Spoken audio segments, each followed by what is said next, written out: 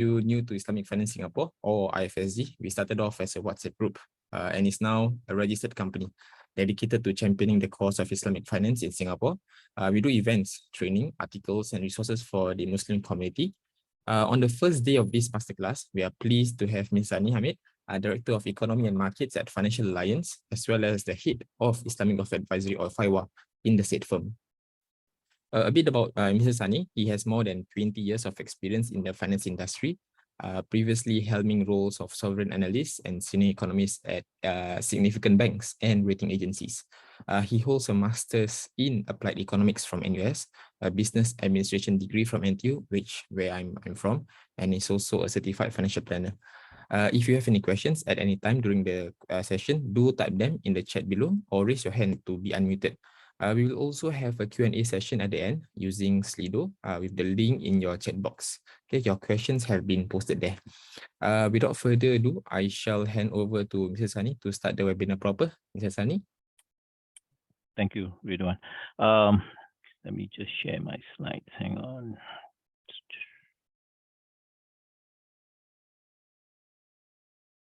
Okay, can you see my slides and can you hear me? You can. Okay, great. Okay, Assalamualaikum everybody, and warm welcome and thank you very much for joining us today. Myself today and tomorrow will be my colleague Ustaz Harun. I will be covering with you certain parts of this Rizq management masterclass. The topics. Hang on. Oops, not moving. Okay. So the topics I'll be covering today will include the introduction to financial planning, debt management, and investment planning, whereas Ustaz Harun tomorrow will cover risk management, zakat and wakaf, and also estate planning itself. There'll be a little bit of overlap, especially in terms of wakaf, which I will mention to you about in the investment part. Okay, I'm going to talk very fast. I know we have 3 hours. I'm going to have breaks in between. I think after every hour, we'll probably have a break, or even after every module, we have a short break. I would also highly recommend you have questions to post it on the Q&A box there, and then we can pick it up at the end of the so-called session itself. So I'll try and finish maybe 20 minutes before the 3 hours is over. Then we can actually answer the Q&As. Okay. Do be reminded, I will be, especially in the investment portion, I'll be referring a lot to past performance, and always the disclaimer is past performance is not an indication of future performance. If you have anything that either you want to find out more or you want to ask more questions, feel free to approach us. We'll be more than happy to help you with respect to your questions, with respect to anything that you want to know more about in the presentation either today or tomorrow. Okay. Oh, and that was a disclaimer which I just mentioned. Okay. So you can actually email us at pertanyaan@fa.sg. Okay. Oh, before I carry on, I forgot there's actually a poll which I would like to just, a very simple one question poll. Ridwan, if you can, is it possible for you to put the poll up? To just conduct before the session itself. And again, one more time tomorrow after Ustaz Harun's session. Okay.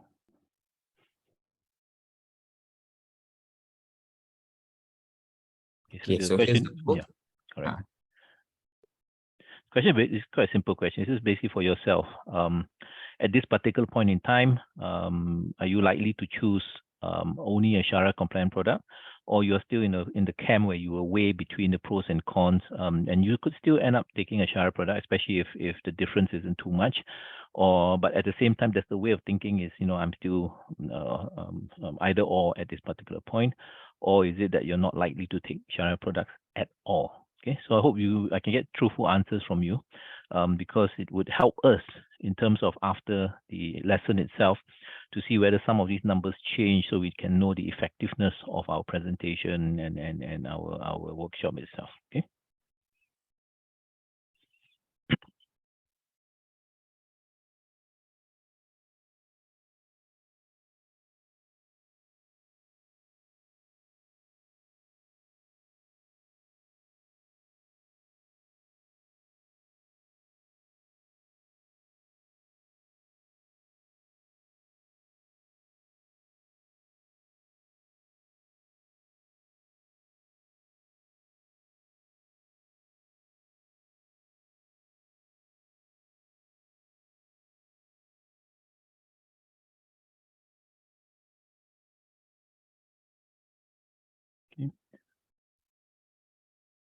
All right. I think we should be okay. I think.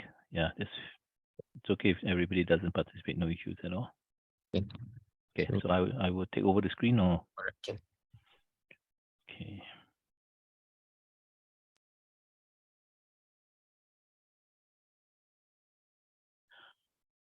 Okay. Okay, let me see whether, okay, can. All right, so just very quickly, where I'm from, a company I'm working for is called Financial Alliance. We are licensed by the Monetary Authority of Singapore. We are basically a financial advisory firm dealing in all aspects of financial planning, as you can see, and I will go through that a bit later. Yeah, so I won't spend too much time on this. What I want to say is basically within Financial Alliance itself, there is a particular department at the corporate level. So if you go to Financial Alliance website, you'll be able to find Islamic Wealth Advisory as one of the so-called departments, one of the so-called solutions provided by the company itself. So it's not something which sits basically with either an individual or a group or a group of people. This is really a corporate initiative over at Financial Alliance. Okay? So FA, Islamic Wealth Advisory, basically deals with 100% Sharia-based solutions. And I'll let you know later why this is the case. How can things be Sharia, 100% Sharia-based solutions in Singapore itself? Our consultants are qualified and regulated. We have a team, basically like myself. I'm more on the Islamic, both the Islamic side and the investment side. So I will provide basically a lot of thoughts on the area of investment. Ustad Harun will provide a lot of thoughts on the area of protection, estate planning, and so on. Okay. So this is our Sharia advisors. We have an external Sharia advisor called Dr. Akram Laldin. He is probably one of the top Sharia advisors here in the Southeast Asian region. So basically in the whole wide world, when you talk about Sharia advisors, you have basically two groups of them. One group will basically be the Middle Eastern advisors, and another group predominantly will be the Southeast Asia, because the bulk of Islamic finance is in Malaysia, a bit of Indonesia, Brunei, and some part of Singapore also. Okay, and bits and pieces from the rest of the world, US, Australia, and such. But the outside of the Middle East, Dr. Akram is considered easily probably top 5 Sharia advisors in the region, and easily probably about top 10 in the world itself. So very a prominent scholar itself. Okay. Ustad Harun, who will be talking to you tomorrow, he works directly under me in Singapore itself. He is so-called our internal Sharia advisor for Singapore. And Puan Zarina, who is in Malaysia, she is our so-called internal Sharia advisor in Malaysia itself. So basically, the Sharia advisor's job is to, or committee, so to say, if you put them together, is to come and formulate what we call viewpoints where necessary. You will learn later that in certain aspects, especially insurance, where in Singapore there's no takaful. Tomorrow, Harun will tell you when there's no takaful, then what do you do? Muiz has basically said that you take the responsibility of now deciding on whether you want to continue or don't want to continue. How do you do that? You seek the knowledge of your advisor or your Sharia advisor, of your Sharia scholar. And this is where we come in. So Harun and Dr. Akram will come up with a fatwa to say, kalau nak ambil insurance kat Singapore, disebabkan tak ada, jadi kita keluarkan fatwa. This is basically the reason why you can take or you cannot take, and so on and so forth. Okay, so the advisory board or the Sharia advisory board here is important because they will help us in many areas where there is an absence of guidance, for example, in the area of takaful itself. Okay. For those of you who know us, we do a lot of education. We tend to believe that one of the best ways to bring forth Islamic financial planning is, firstly, of course, to try and have the solutions in place, but very importantly also is to educate the users itself, people like you. And this part of this course with IFSG, this effort to try and educate the consumer so that they understand and that they can openly accept Islamic financial planning. Okay. This is just a bit of myself. I think I don't have to go through this. Okay. FIWA itself, we basically try and position ourselves as not just a very simplistic outfit or company which provides Islamic financial planning. We try and do more, basically. For example, those clients or investors who invest with us, we will send out zakat notifications to them every year to say the assets that you have sitting with us, that you've invested with us, and so on. This is the zakat that we calculate that you need to be paying for it. Yeah? Whether you pay or don't pay, I mean, of course, that we don't force you, but we try and help you in order to understand how much you need to pay. Okay? We come up with basically guidance, as I mentioned earlier. A lot of times when you have a non-Sharia product, what do you do about it? How do you treat it? There's something called purification, there's cleansing, and so on. Yeah. So at the end of the day, we take this quite seriously. We believe in FIWA that basically whatever we do is a fardu kifaya. It's here to help the community, and it's upon our shoulders that we try our best to bring forth this area or this aspect of Islamic financial planning. Okay. Module number 1 is basically an introduction to financial planning. Okay. The traditional financial planning has something called pillars. And these are the basic pillars of financial planning. When you talk about any conventional financial planning, you talk about cash flow, debt, risk, and risk will be insurance, investment, estate planning, and such. When you talk about Islamic financial planning, there are basically some aspects of it which doesn't exist in the conventional financial planning part, zakat and wakaf, for example. Okay? In a nutshell, the definition of financial planning is it's a process to help individuals set and achieve their financial goals through proper management of their finances. Okay, this in itself tells you very simply the word financial planning basically means planning your finances. As simple as that. Okay, and these are the areas whereby you will find, as I mentioned earlier, financial planning. Okay. So why is there a need for Islamic financial planning when we talk about you know everything about financial planning looks okay? Why is there a need for Islamic financial planning? Okay, we all know Islam is a way of life. Okay, the audience today, I believe all of us are Muslims. It's easier to understand. Sometimes when I give this talk to our non-Muslim advisors, I need to further elaborate on this. But for us, we know that every aspect of our life is basically governed by the tenets that actually are set forth in Islam, and basically that's the Sharia. The Sharia basically is primarily derived firstly from the Quran, then from the Sunnah. Then comes something called Qiyas, or basically analogical deduction. Basically, it's just saying things like, if there's something today that we need to derive a ruling from, and it's not very clear from the Quran or the Sunnah, it's not mentioned there, or basically there's a better evidence from something that was done 1,400 years ago, either by the Prophet himself, or his companions, that looks very much like what we want to derive today, that ruling. So if there's similarities, we can actually do an analogical deduction.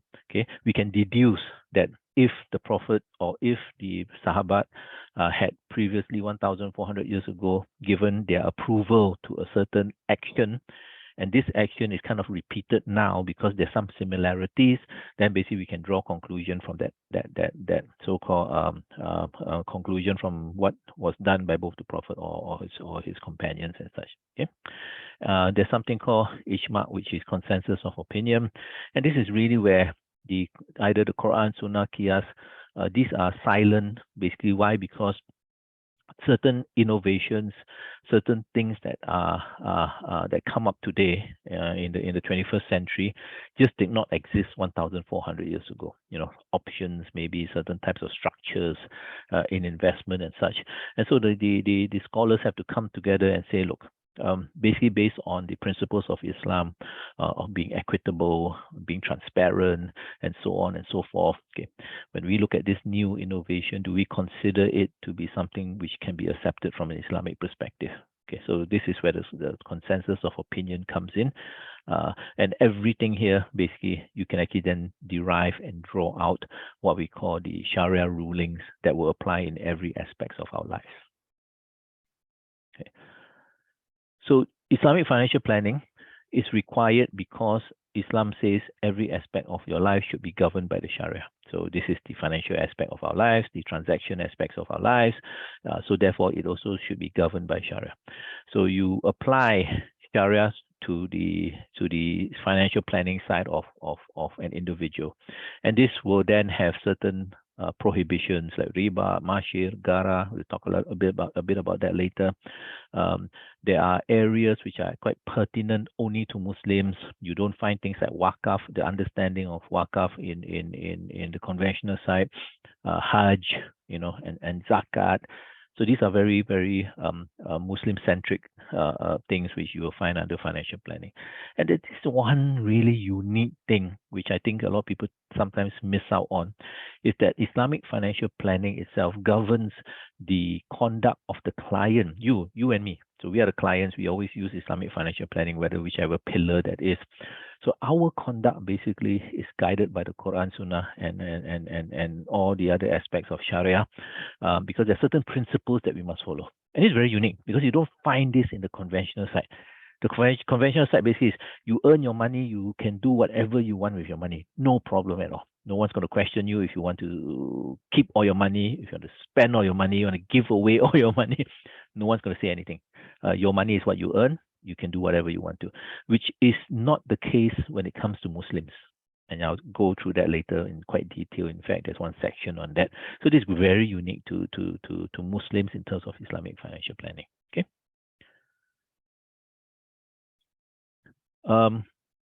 When we deal with, and one more thing, I totally forgot to tell everybody, and I do apologize, is I have a very bad habit. And that bad habit is basically when we typically settle with a presentation, and Harun, who deals with me, and he sometimes pulls his hair out because of this, and also Ridwan most of the time when he deals with me, is that we would settle for a presentation, and I have a very bad habit of going through that presentation maybe before the actual presentation itself. So I went through this presentation like 2 hours ago. I was looking at it and saying, oh, I think I want to change this. I think I want to change this. I want to move this slide over here, and so on and so forth. So what we have today is now is probably a slide which looks slightly different than what the organizers had sent you earlier. Okay, so I told Ridwan that. I said, Ridwan, so sorry. What you can do is, can you send the slides to the participants, and the latest one to the participants later? I probably made a few changes. So if you do come across certain slides, which like, how come the one that I have is different from the one that Sani is presenting? My fault. I totally apologize, but the essence of it, everything is there. So the changes are not a lot. Sometimes it's just moving the slide. Sometimes adding on a few other things. Okay, so I do apologize first. Do forgive me. But again, let's focus back onto this. The new slides will be sent to you by Ridwan probably tomorrow or after the course itself. Okay. Harun doesn't have a habit of doing this, so Harun's section probably will be unchanged tomorrow. Okay. So anyway, so in Muslims' financial statement, when we deal with financial statements, basically, even from a conventional perspective, there's an income and expenditure statement, and there's something called balance sheet itself. The income statement and expenditure statement, as the name implies, consists of income and expenditure. Balance sheet consists of assets and liabilities. And every aspect of this, basically, you will find that there is a Sharia component to it. There's a Sharia viewpoint to it. There's an Islamic viewpoint to it. Is your income halal? Is your expenditure set aside for the people who are ordained to receive it? Have you done your wakaf? How's your debt situation? Given the way that Islam looks at that, so every aspect, and I'll go through each and every one of them so you have a better understanding of you as an individual, how you should be managing your finances, your assets, and even your liabilities with respect to Islamic financial planning. Okay. Next few slides are going to be quite difficult from the perspective of sometimes these things are quite abstract. I'll try and make it as understandable as possible. And again, given that the crowd is a Muslim crowd, I think inshallah, it will be probably easier to understand. Okay. Anyway, we'll start off with this. Why bother? Okay, because if I have 2 buckets of KFC here, one from Thailand without the halal chop, and another one from Malaysia and Singapore with the halal chop on the right hand side. If I take both chicken thighs or chicken drumstick from each bucket, I look at them, they look the same. I take a bite out of them, they actually taste the same. The crunchiness is the same. I send both of them to the lab to do an analysis, and the lab results come back almost identical, the same amount of protein, the same amount of fats, the same amount of whatever, carbohydrates, whatever. So from the looks of it, okay, there are no differences at all between the 2 pieces of chicken that I take from this bucket, and especially if I take the same part of the chicken itself. Would you agree? I'm pretty sure all of you would agree it's the same. Okay, so why bother? Why do we have to go around and make sure things are halal when they look exactly? And this is a question which you must remember. The answers apply to, especially in the world that we live in today, because a lot of Muslims themselves raise this question: why bother? Why bother when a home mortgage where I pay the installment, I own my home on a conventional basis, and an Islamic one, I pay my so-called Islamic financing, and I own my home from an Islamic perspective. Isn't it the same? I pay my insurance premium, something happens to me, my wife gets a lump sum. I pay my takaful premiums, something happens to me, my wife gets a lump sum. So what's the difference? Why bother? I mean, why then can't I just take the conventional part? Okay?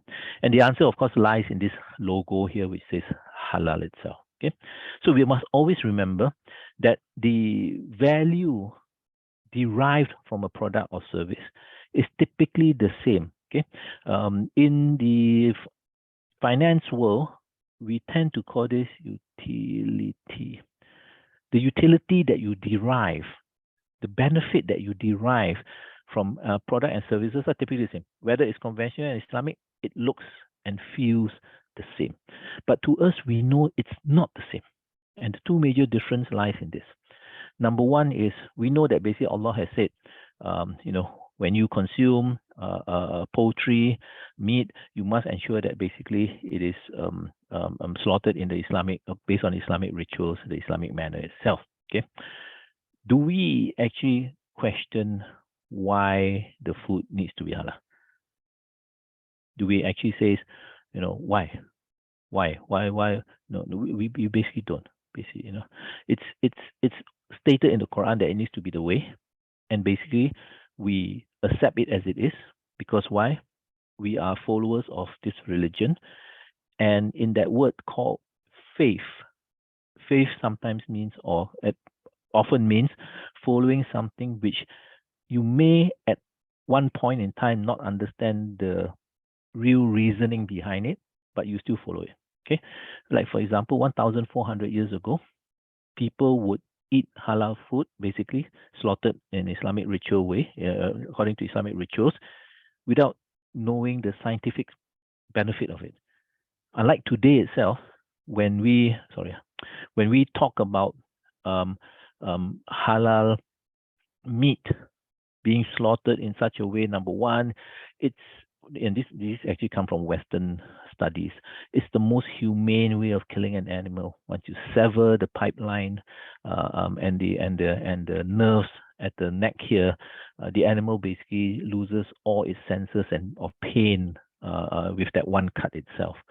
The draining of the blood from the animal itself results in what we call less chance of the meat being contaminated, by whatever bacteria and so on and so forth.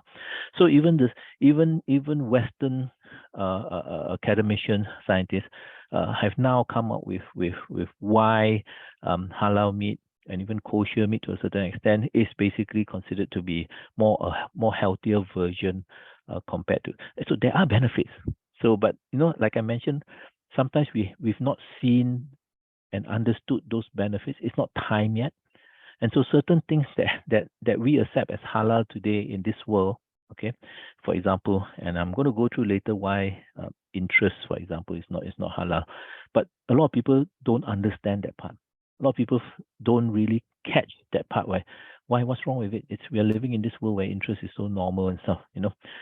At times, it's really not the period of time where it is made apparent the disadvantage of a certain thing that we are avoiding. Okay, similar to halal meat.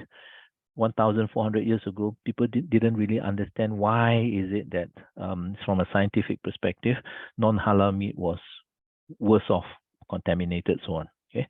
Similarly, today, a lot of the things while we see on the surface, okay, we may not understand that the non-Shara compliant one. There's a reason why Allah said, "Don't use this one. Use the halal one." Okay. So even if we don't understand why, we believe that He is the best of planners and He knows what's best for us, and therefore He guides us basically upon the true path and the true way and the best way. Okay, so the mere fact that something is halal basically gives us that confidence that this is something which I want to choose. Yeah. Increasingly, that halal is being rationalized, and this is in the process itself. And this is really where I've mentioned earlier on about how halal meat is more healthier, and in this particular case, even it's applied to the supply chain. Halal, when you consume halal meat, you can rest assured that the animals were treated very well from the farm all the way transportation, transported all the way to where they were slaughtered. This was slaughtered in a kind of humane way, all right, and so on and so forth. So now you see there's some rationalization, but you don't get to see it with your own eyes, because when you eat that piece of meat which is halal or chicken which is halal, you don't understand or you can't see that the chicken was actually treated quite very well, was given food that's good, was transported in a good way, was brought up in a good way, and so on and so forth. All you see is that piece of chicken. So what I'm trying to also to say is, a lot of times when you see something is halal, you don't actually understand that there is basically behind it this whole process. And this is important, because when you buy an investment product, you may say this product gives me a certain returns, and this other product also gives me a certain return. Why must I choose the halal one? It's the same returns. It looks exactly the same, 5%, 5%. But now you understand that behind it, the contract underpinning this halal investment is different from the non-halal one. In the same way that a chicken which is halal is different from a non-halal one. Okay. In order for you to understand, let me go through with you two different contracts. One that is considered to be fair to the buyer. Okay. At this particular point, if you were to take a conventional car insurance, what you do is you go and talk to the insurance company. Insurance company say, give me your number of years of experience. Have you had an accident before? Let me check. What's your IC number? Are you what color of the car are you driving? Are you male, female? Again, all these are basically variables which will be keyed into the system, and based on historical evidence, they will say that basically this is so-called the claim projection. In a year, basically these are the amount of accidents that will happen, and therefore you need to pay a certain amount of premium based on your characteristics. Okay, if in that year itself there was a very strong safe driving campaign, and I'm taking it a bit to the extreme, but let's say there were no accidents at all in that year itself. Okay, the premiums that you had paid was based on an expectation of a certain number of accidents happening, but it turns out that there were 0 accidents happening. So you, in theory, had overpaid. In a conventional contract, that amount of premiums that you paid will not be returned to you. You overpaid will not be returned to you. It will be taken basically as the profit of the insurance company. In a takaful car insurance, that excess amount that you paid is actually returned to you, because in Islam, basically, you may set something which is uncertain, i.e., you're basing it on historical data. But when the data becomes apparent and real, and it turns out that basically there were no accidents in Singapore for that year, you basically have to return back that excess in terms of what you've taken in terms of, because in reality, no accidents happen. Because we know that that will never be the case. There's always accidents. But I'm just telling you, it shows how a Takafuka insurance is more equitable, more fair to the buyer. You ought not be paying for something which did not happen in this particular case. Okay. We go to the seller itself now. So for the seller itself, if you imagine yourself going to the bank and putting a fixed deposit, you look at the interest rate on the board there is 4.2%. Okay, you place your deposit with the bank. I'm just going to use a name of the bank for education purposes, nothing to do with the bank. And please don't go around saying, oh, Sani said this bank got something wrong. No. Okay, let's use the bank OCBC. You go to OCBC and you say, I want to put fixed deposit, 4.2% for 1 year. OCBC say, fine. If anything happens to OCBC within this 1 year, and it's retrenching people, it's gone in, where there's a global financial crisis and such, and you go back to OCBC 1 year later and you ask OCBC, my maturity of my fixed deposit is come due, pay me my 4.2%, OCBC will be obliged to pay you. Even if it had just retrenched 90% of its staff, even if it was on the brink of closing down, it would be obliged to pay you because it is a fixed obligation. Okay, it's a contractual agreement. In Islamic deposits, because Islam doesn't allow for the payment of interest, a lot of time it's structured as a hibah. It's basically structured as a gift. Okay, there are several ways of doing it, but typically it's a hibah. At the end of 1 year, and typically later I'll show you also, the payment actually comes from the second. It's not like the conventional where you pay a year later. The payment of the so-called Islamic fixed deposit comes much earlier. But let's just assume after a year, you go back to the bank, okay, and this time around it's an Islamic bank, and you request for your 4.2. Okay, the Islamic bank will basically say, we basically can't pay you.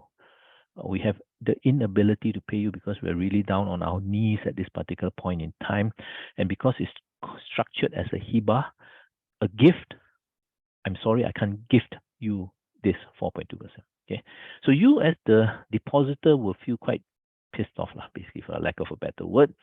But Islam says, if the seller, if the bank has no ability to pay you, you ought not be stepping on the bank, or you ought not be taking advantage of the bank, or you ought not to be oppressing the bank itself.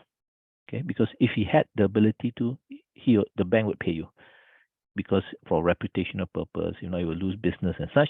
But because it doesn't have, Islam says, I'm going to be fair to the seller also. Okay, so Islam is basically equitable, fair to both buyers and sellers. And this brings me to one very famous incident during the time of the Prophet, where there was a drought. Basically, things were going up very high because prices of commodities were going up very high, and people were clamoring for the Prophet to actually put a price cap so that the people would not suffer, the buyers would not suffer. And the reply from the Prophet was basically, I'm not going to do that because this is an act from Allah. It's preordained. And for me to set a price cap would actually then be oppressing the seller themselves for nothing that they have done wrong.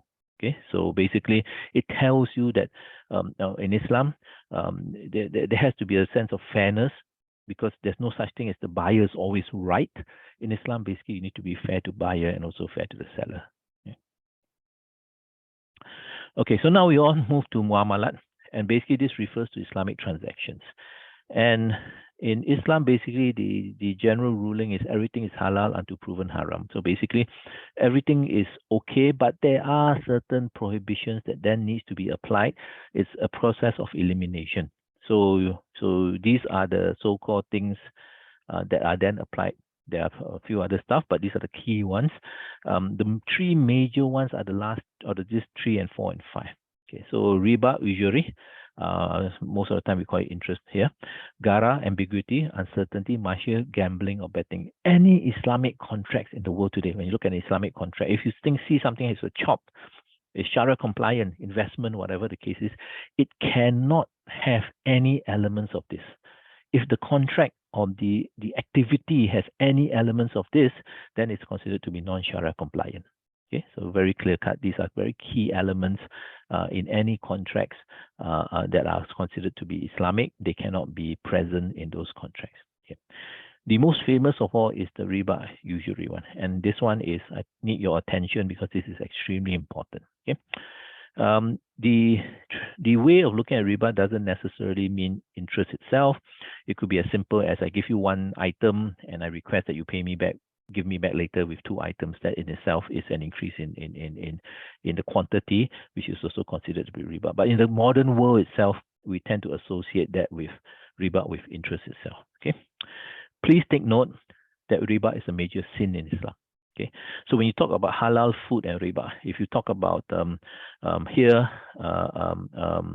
I have on my left hand side food which is, let's say, non-halal, barbecue, luncheon meat, bak kut teh, char siu bao. Wow, imagine the whole list of them.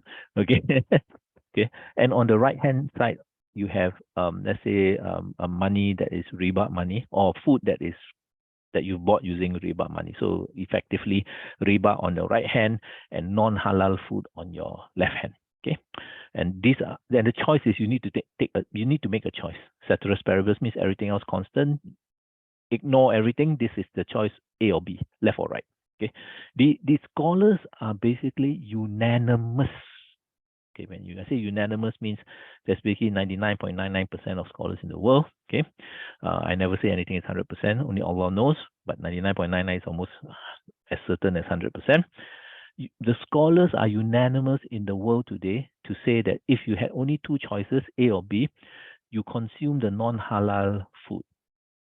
If the choice was between non-halal food and riba, that means you go and take the bak kut teh, char siu bao, wonton noodle, whatever the case is, because riba in itself is considered to be many more times sinful than non-halal food. Okay, and there's one particular verse in the Quran itself, and this is the main reason why scholars are unanimous, because in this verse, Surah Baqarah 278, it is mentioned believers. So when Allah says believers, basically he's talking to us, he's not talking to non-Muslims. Be careful of your duty to me, to Allah. Relinquish what remains of riba if you are true believers. But if you do not, then be informed of war from Allah and His Messenger. There is no other verse in the Quran where it is mentioned that Allah and His Messenger declares war on who? A believer, a Muslim.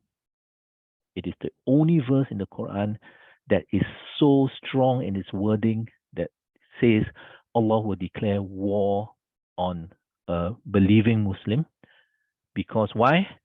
Not because he ate non-halal food, not because of anything else, but because of riba. Okay, so scholars are saying, look, this in itself tells you that riba is a major sin, and when you look at this, you can understand why this is very important for you to understand. You can pray 5 times a day, you can do your Hajj, you can do your zakat, you can do your wakaf, you can basically wake up for your whatever tajud, whatever, and umrah, whatever. Okay, but if you then go and involve yourself freely in riba, okay, it really just doesn't equate. Because on one hand, you're doing everything that's necessary. On the other hand, Allah has declared and His Messenger has declared war on you. Okay, so this is really something you need to internalize. It's not something to take lightly. The Quran is, of course, the first source, and we have other sources, like, for example, the Prophet during the last farewell sermon. And we know the sermon is a very short sermon. Key things are in that sermon itself. And the Prophet again mentioned, Allah has forbidden you to take usury. Okay. Many other hadiths which will mention this. This is basically, one of the very strong worded ones, where usury has 70 parts. The most minor of this usury is the equivalent of a man who should marry his mother. Yeah, basically, which is something which is not nice, lah. Okay, so the strong wording tells you that this is something which is not only undesirable, it's actually cursed, so to say. Okay. Don't take it from me. Take it from someone who knows a lot more than me. I'm now going to try and make sure that I have the share sound on. Okay.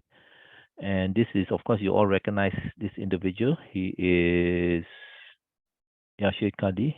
Riba. Okay. And the Quran equated riba with declaring war against God and His Messenger. فَأْذَنُوا بِحَرْبٍ مِّنَ اللَّهِ وَرَسُولِهِ. There is no other sin in Islam. There is no other sin in Islam that has been equated with declaring war. It's as if you're waging war against your own Creator. There is no sin that has that strict language attached to it. And there are many evils in Islam that you're not supposed to do. You're not supposed to murder, you're not supposed to steal, you're not supposed... There are many sins, and each one has some punishment, there's no question about it. But this specific punishment of declaring war against God and His Messenger, no other sin has been given that description. And Allah subhanahu wa ta'ala, and that is why our Prophet ﷺ forbade interest, and he called it of the major sins. And in one hadith he said, avoid the 7 deadly sins, the 7 sins that are destructive.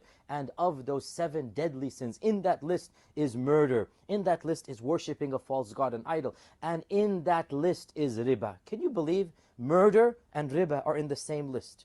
That is enough of a warning for us, that in the same list that is mentioned murder, the Prophet ﷺ mentions riba. So every Muslim should be very, very careful about earning money through riba, and no Muslim should ever give his or her money to somebody and demand more back as a contract of riba. If you... Okay, let me just continue from here. Okay, so as you can see, that was a very good 2-3 minutes of interpretation of explanation, sorry, on the subject of riba itself. Okay, we still do get at this point in time people questioning like, why not? It used to be, of course now rates have gone up, but it used to be that people were just getting 0.5% from the bank. I get so little, I'm not harming anybody. What's wrong with it? Okay, one way of looking at it and how we try and also explain it is basically, it's very difficult when you look at riba from an individual perspective. Very much like, you're right, I only get 0.5% interest from the bank. How does that harm anybody? Okay, so it is actually a valid statement to say. And because if you look at it from that micro perspective, it does have merit to it. And therefore, I think we all need to take it from a macro perspective. Okay, so basically, the macro perspective is also applied when we talk about gambling and alcohol. When you talk about gambling and alcohol, you don't look at it from an individual perspective. You look at it from a societal perspective. And that is why, even in the Quran itself, it says, concerning wine and gambling, it's a great sin, but there are some benefits. It's just that the sin outweighs the benefit. So it does acknowledge, Islam does acknowledge, gambling and alcohol does have some benefits. We now know scientific evidence, or scientists have been saying, or doctors have been saying, a glass of wine a day will help the heart, and so on and so forth. So there are certain levels, and gambling may be giving some relief from the stresses of the world and stuff. But the problem now is, when you talk about alcohol and even gambling, where is that line where it transgresses from being something which is beneficial to something which has no benefit at all and instead brings destruction? You can't say that I can carry means I can drink, I can carry 4 glasses of wine and I'm still okay. So therefore, it's still not haram to me, because that cannot apply to other people. Some people, they just drink 1 glass of wine and they're on the floor already. Some people can't even take half a glass of wine because they can't really handle their drinks and so on. Okay, so that is why in Islam there is no like, you can take to this amount, and after that, because everybody is different, and so the ban is a blanket ban. Very similar to interest. You cannot say that 0.5% is okay, it doesn't harm anybody. 2% is okay because it's very low. 2% to you may be low, but 2% may be high, not to someone else. And sometimes in a different time and place, it may be very high. Okay, so the blanket is the ban itself is basically a blanket ban, not one which basically looks at it from an individual perspective, but one which looks from it from a societal perspective. And that is why if you look into the US, you look into many of the Western worlds, alcohol and gambling has a very huge societal cost associated with it. For interest itself, while many people just cannot understand that reasoning, why is it so bad? Okay, we are seeing, and I'm an economist by training, and I still am an economist, and I can tell you that there are also Western economists, conventional economists, who are also seeing that basically the system that we have, which is an interest rate based system, which is then compounded by things called leverage and so on, it is just causing this huge widening wealth gap. Okay, whereas when we started off in, let's say, 7 years ago, the 1% of the richest would own more than all the rest of the individuals, and then became 62 people, and it became 8. I haven't gotten the latest number. I won't be surprised if we start to go into 2 or 1 person. Jeff Bezos probably is more wealthier than the bottom half of the world itself. So this is actually also as a result of the system that we're in. Okay, so I won't go into the debate on this system, but just telling you, maybe at this particular point in time, it's not made clear to us. And going back to where I mentioned earlier, Allah sometimes makes it clear in the future. In the future, maybe even the non-Muslim strategists, economists will come out against the system and start to change the system, because they know how the system cannot continue and so on and so forth. And these are non-Muslims, because Allah is the best of planners. He is knowledgeable in everything, and He knows which are the things that are not able to last, and then it basically will not be the case. It's a question of whether we Muslims change it or non-Muslims change it. But we currently have the Quran, and if the Quran says no, we will adhere to that. Okay. Islamic finance is not exclusive to Muslims. Islamic finance itself has a huge following, basically, from non-Muslims. If you go to Malaysia, you'll find that the majority of people who take up Islamic housing financing are non-Muslims. In Singapore itself, the data has come out that I think the majority of people who participate in the Islamic term deposits, i.e. the fixed deposits, are also non-Muslims.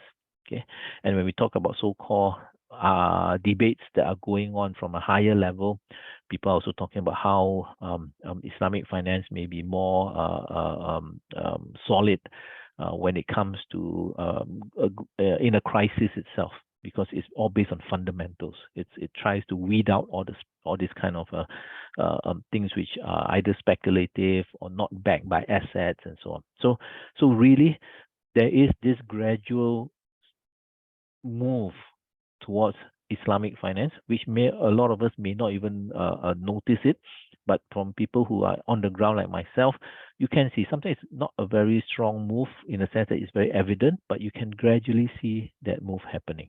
Okay. All right, so let's move on to what I call the uniqueness of Islamic financial planning. I spoke to you about the consumer itself and the character. Okay. The first and biggest thing that you must understand when it comes to this topic is basically the so-called economic man, and nowadays I have to put /woman, otherwise I get into trouble. Okay, is that there's something called an economic individual in the so-called study of economics. This individual is one who will drive consumption, drive spending, and so on. Okay. When you look at the definition of an economic man, one word sticks out more than other words, and that is self-interest, self-interest, self-interest, self-interest. So the economic man from the conventional perspective looks after and maximizes his or her self-interest. Okay. Let me tell you, the rational economic man does not exist in Islam. That's not to say that you and I are irrational, but we make decisions that often people look at it and they say, why you do this? And I'll give you an example. Let's say Ali has $100,000 in his hand extra now. How he got it, that's not the point. He has extra money. He has a housing loan which he needs to pay, continues to pay at 5%, and he can go and invest this money for 8%. What should he do? In the conventional sense, when you look at it, non-Islamic way, they will say, go and invest, then take the money, pay off the 5%, and pocket the 3% extra. Common sense. The Islamic perspective is different. Later, when I go through with you that if you have the ability to pay off your loans, you should be doing it because you don't want to die with a loan on your back. Then you realize that if you have the 100,000 here, Islam says, by and large, pay off your loans. Totally different from what I mentioned a while ago from the conventional perspective.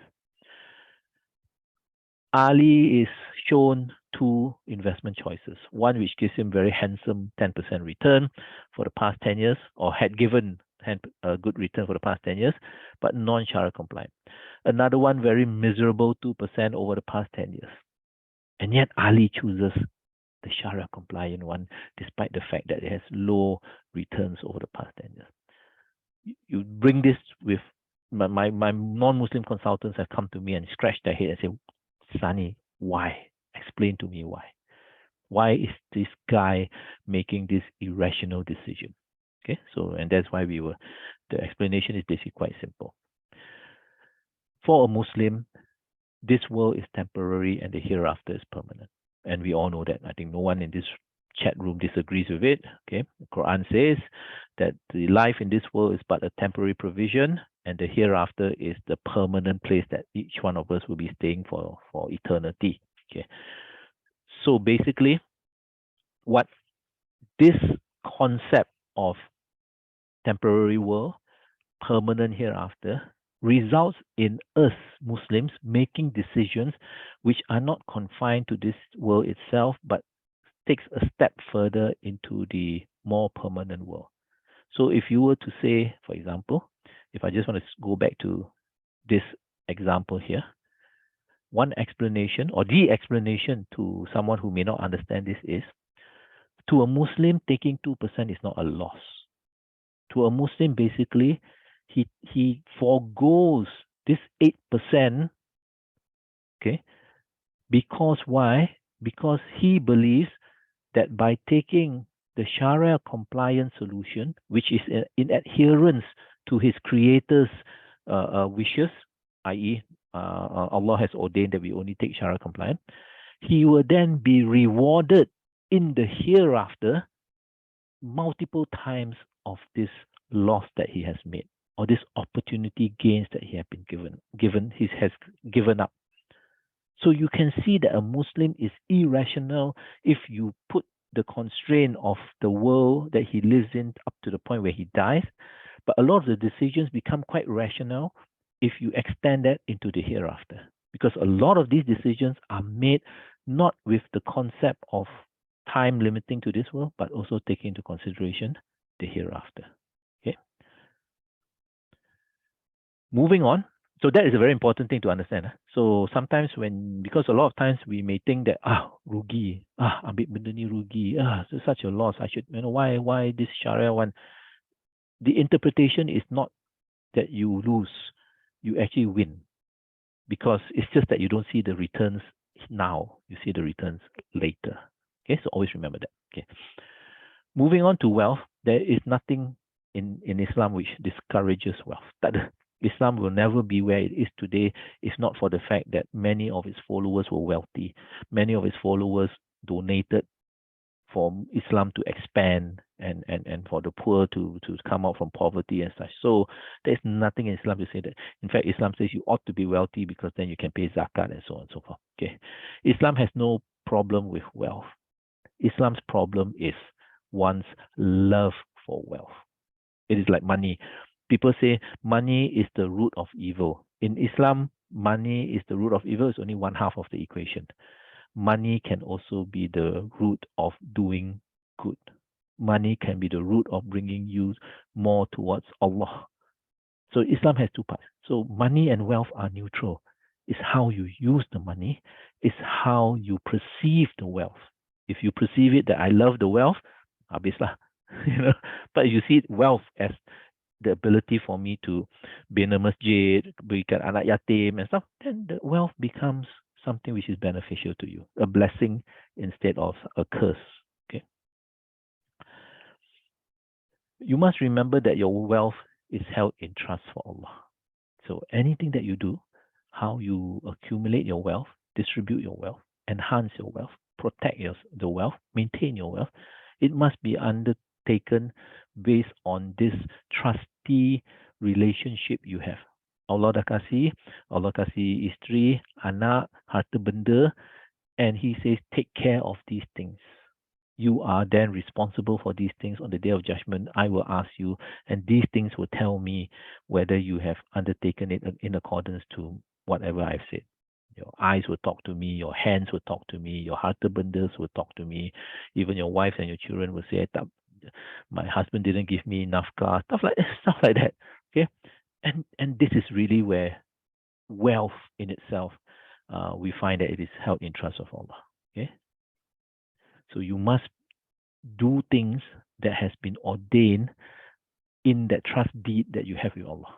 And one of the things that is in the trust deed is basically, Allah has said, in your wealth and whatever you have, remember the rights of those in need, even those who ask and those who sometimes did not ask from you. Okay, which means that part of your wealth belongs to these people. Don't hold on to your wealth thinking that you've made everything yourself, you're successful because of you. There's no need to share with people. No. The wealth, it doesn't belong to you. The wealth belongs to Allah. And Allah says you need to share part of it. So you share. Okay? Especially in terms of zakat. Okay, because it is one of the pillars of Islam. You consider yourself to be a Muslim, basically you say your Shahada, and further down there, you see, oops, I have to pay zakat. Because it is one of the pillars. Apart from all the other pillars, praying and so on, and Hajj and so on. So it is a very important pillar. You can, again, I'm not trying to say you should miss giving donations and such. You should do that. But these are the rukun which you cannot miss one. You must be doing it if you want to consider yourself to be a Muslim. Okay, so these are the things that you must remember. Your money in part belongs to other people. What Islam does is Islam warns you that with wealth comes challenges.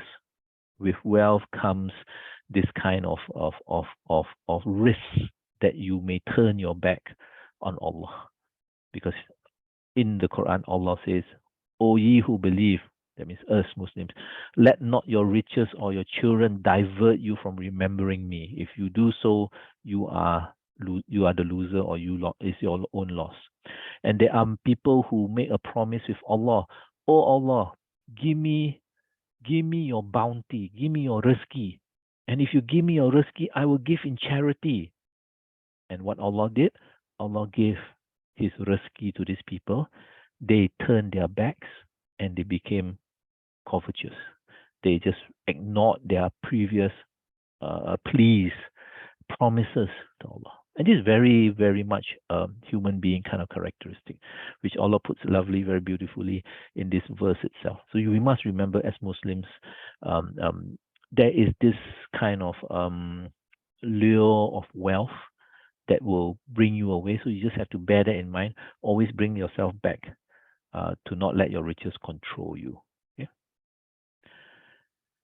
And always remember the means. The end doesn't justify the means. What do I mean by that? Okay, that means if you have a good niat at the end, nak bina masjid, nak kasih anak yatim and such, that in itself is only one part of this whole journey. How you got there should also be halal. You cannot say, I want to bina masjid, I want to kasih anak yatim, but then you make your wealth through something in a non-halal manner, in a haram manner. You start, working in a casino, and you do things which are prohibited and such, and you make a lot of money, and then you go and build a masjid. In essence, Islam says not the correct way of doing it. Okay, there is basically a hadith which tells you very clearly what happens when you do that. Even if you pray, okay, and praying is of course something which is ordained on all of us to do, but you use clothings which was bought using forbidden source of income, your prayers may not be accepted.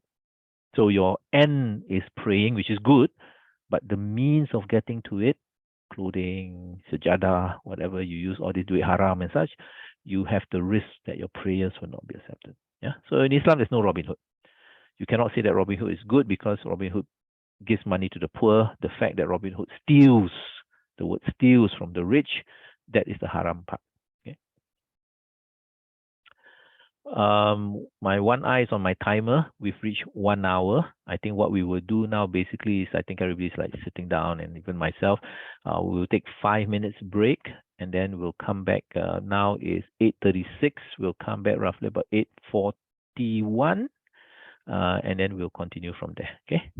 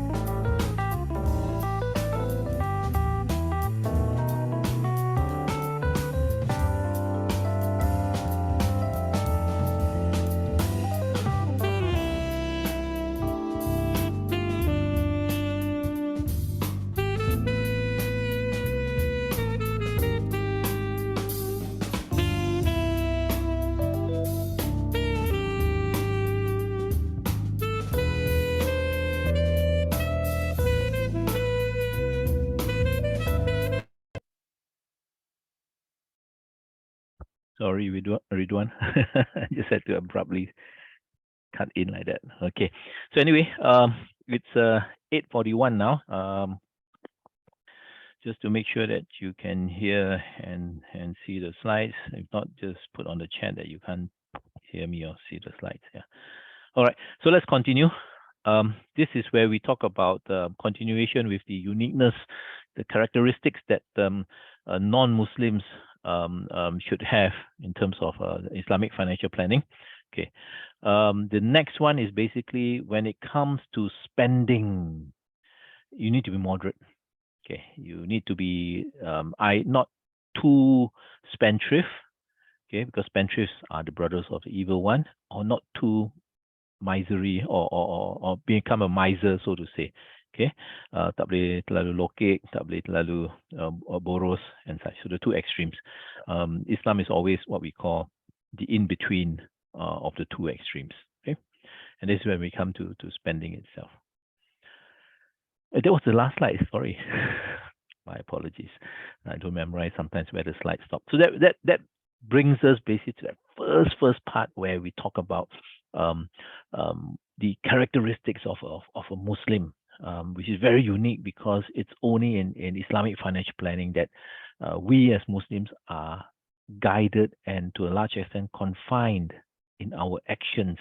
We're not free to just simply spend, and such. Even the last slide tells you basically, if you cannot justify it, there's no reason why you should have 4 Ferraris and 10 other cars and so on and so forth, a private jet. Some people can justify it, but when you cannot justify, these are extremes that you go and so on. Okay. Anyway, we now go to the second module, which is called debt management. For a lot of financial planning courses, you may find either they don't even touch on debt management, or they actually have debt management as a last subject or a very small subject. I place a lot of importance in terms of debt management, and that's why it comes right after that first introduction, module 1 itself. And you'll see from the next couple of slides why I believe debt management should take priority above everything else when it comes to Islamic financial planning. Okay. First of all, Islam discourages heavy debt and unnecessary debt. There's nothing in Islam to say, wahai orang-orang Islam, you cannot take, you tak boleh berhutang. Cannot. There's no Quran or Hadith which basically prohibits that. Debt in itself, hutang in itself, is considered to be harus or permissible. Okay, except that Islam is very careful to tell you basically that while you can take it on, you should only take it on if it's absolutely necessary. Okay, how do we know that Islam places this kind of criteria where only the absolutely necessary debt is the one that Muslims can take on? It's quite simple, in fact, because from the sayings of the Prophet itself, whoever dies free from 3 things, as long as you're not arrogant, as long as you don't cheat, and as long as you don't have debt, you will enter paradise. So from here, we can tell straight away that, oh no, I must be very careful, because if I have debt, it may actually prevent me from going to paradise. The soul of a believer is held hostage in his grave by his debt until it's paid off. Oh my, I don't want to be someone who's held hostage. And there are certain hadiths which says that the soul is terapung-rapung. You're neither here nor there. Because why? Because there's debt. And you can die the best of the way a Muslim dies, which is mati shahid, the death of a martyr.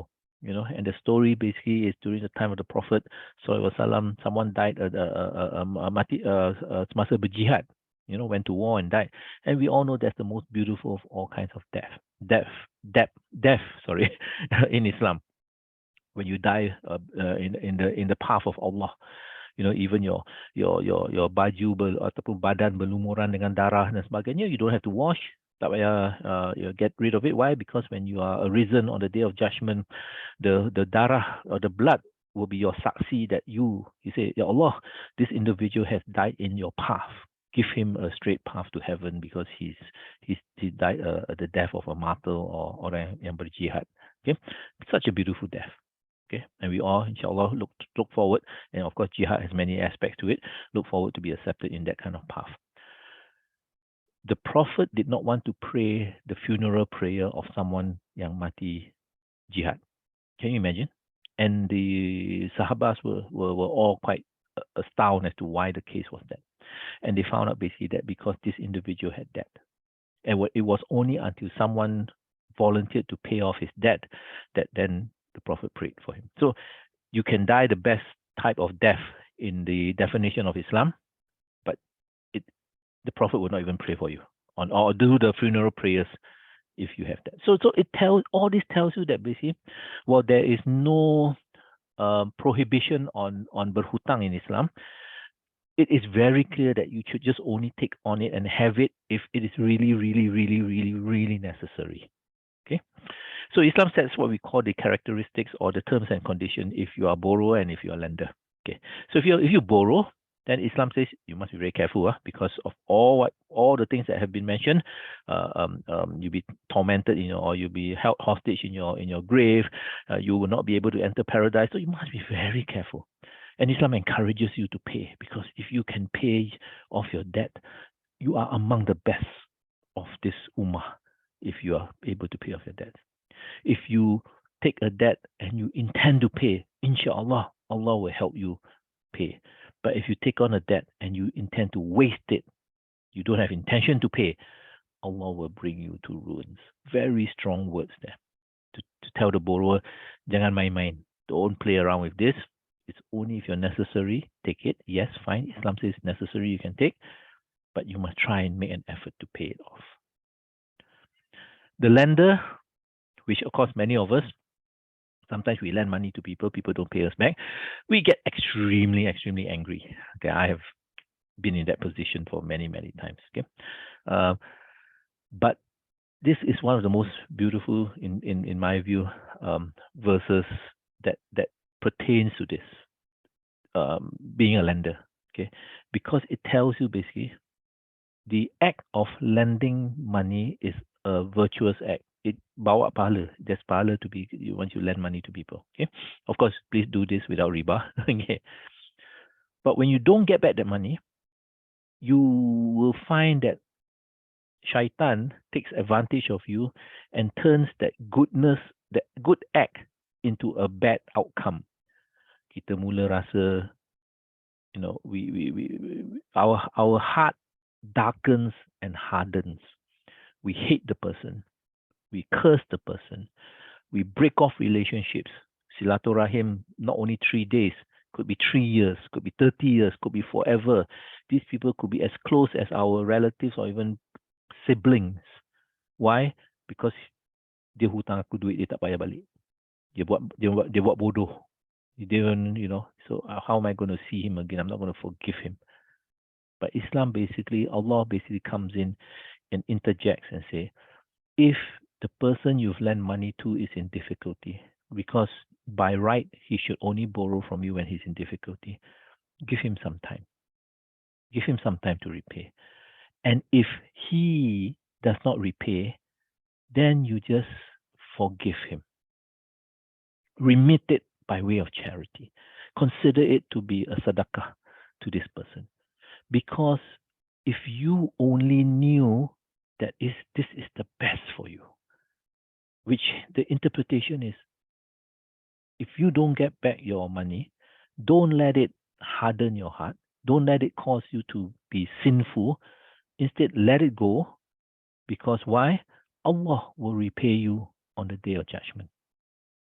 And that is the repayment that you actually should be seeking for, instead of allowing this to darken yourself or darken your heart.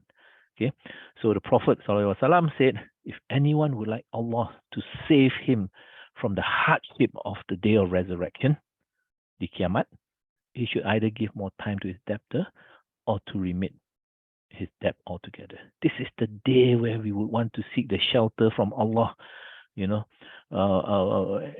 this is probably one of the ways that Allah will put his shelter, his cover over us on the day where the sun is just a few inches from our heads. This is the day. And why? Because we forgave the person whom owe us money. Okay, but I must tell you, you can choose not to be put in this position, which is a difficult position, i.e., it's because it deals with emotion. You find it very difficult sometimes. You got this clash of emotions. So the general's ruling from not the Islamic ruling, but from the financial planning ruling is, if you think that lending money will cause you distress, don't lend money. Don't lend it out.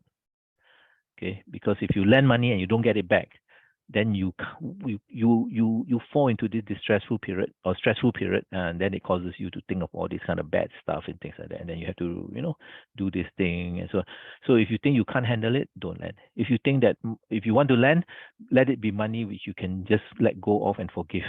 Not money that you need it back immediately or you need it back for some reason that normally is associated with the anger because you need it and you can't have it because the person just didn't pay you back. Okay, so if you don't want to be in this situation where you need to forgive people, then don't lend in the first place. Okay, that's basically the thing. Okay. What I want to teach you now is basically how to eliminate debt, how to not to get into debt, and this really requires something called cash flow management. This is really just a very simple. I wouldn't call it Islamic, I wouldn't call it conventional, but this is really a basic way of getting rid of debt, not ensuring that you don't fall into what we call the debt trap. Okay, do remember that basically a lot of times we don't realize that we actually accumulating debt. And when we realize, we typically are what we call stage 4. Really like, oh my God, why I've got so much debt? How did this happen? And that's really when you don't understand the basic mechanics of how debt is accumulated. Okay, because there are debts which are very obvious. You go to the banks, you borrow money. There are debts which are not obvious. And that really comes from what we call poor cash flow management. You don't manage your cash flow properly, you will have this kind of debt growing internally within your financial management that will continue to increase until one day you don't realize and it's too late because it's stage 4. Okay, so let me tell you how not to be in debt, how to get rid of debt if you're already in debt. Okay, this is called financial stability. Financial stability is basically something like this woman. This woman who is rowing a boat, you will find that he faces two distinct headwinds or two distinct challenges. Challenge number 1 is, of course, the boat is sinking. Okay, challenge number 2 is while she's rowing, there's this current which is pushing her back. She goes 3 feet or 3 meters in front. The current pushes her back 5 meters, and she doesn't make any progress. And before she reaches her destination, she sinks because there's this particular leak in her boat. If you have ever been in debt, if you have tasted and been in the shoes of a debtor, this is how you feel. You pay, the debt doesn't seem to go down. And before you can even pay anything fully, you are basically back against the wall. Sometimes you have to declare bankrupt because you just give up. There's no way. It just doesn't go down. So this is the perasaan orang yang berhutang. Okay, the only way you can get out of this, the only way you can avoid this is basically to be in a financial state which is considered to be a stable state, financial stability. And it's a very simple concept. It just takes you to understand this. Every single month, make sure that your balance is positive, which means your income must exceed your expenses. Tu je, that's it, done, full stop. Once you achieve this, you have achieved something called financial stability. Without financial stability, your debt will not reduce, and in fact, your debts will increase. Let me give you a very simple example for you to understand. A bad situation is when you have expenses exceeding your income every single month. And let's say, just for education purpose, it's $200 negative every single month. Okay, so we start off basically, let's say January 2022, and the situation is quite good. You've got savings of 1,002 and you have zero debt. So everybody will say, good situation to be in. But because you have a negative balance every single month from January, February, March, April, May, June, if you are negative every month, that means you need to take some money somewhere because you've overspent. And in this particular case, since you have $1,200 in the bank, every single month you will be withdrawing $200 from the bank. Why? Because you've overspent $200 every month. And therefore, after 6 months, your saving goes down to zero. And you'll find that the 7th month, which is July, all the way to December, you still continue to spend more than you earn by $200 every single month. And you try and look for money in your savings, and tak ada, what do? You don't pay lah. You don't have money to pay anymore. And so what happens is, this money that you ought to have paid, you can't pay, it will then end up as a hutang. Your M1 bill now from zero becomes minus 200. Your PUB bill from zero becomes minus 200.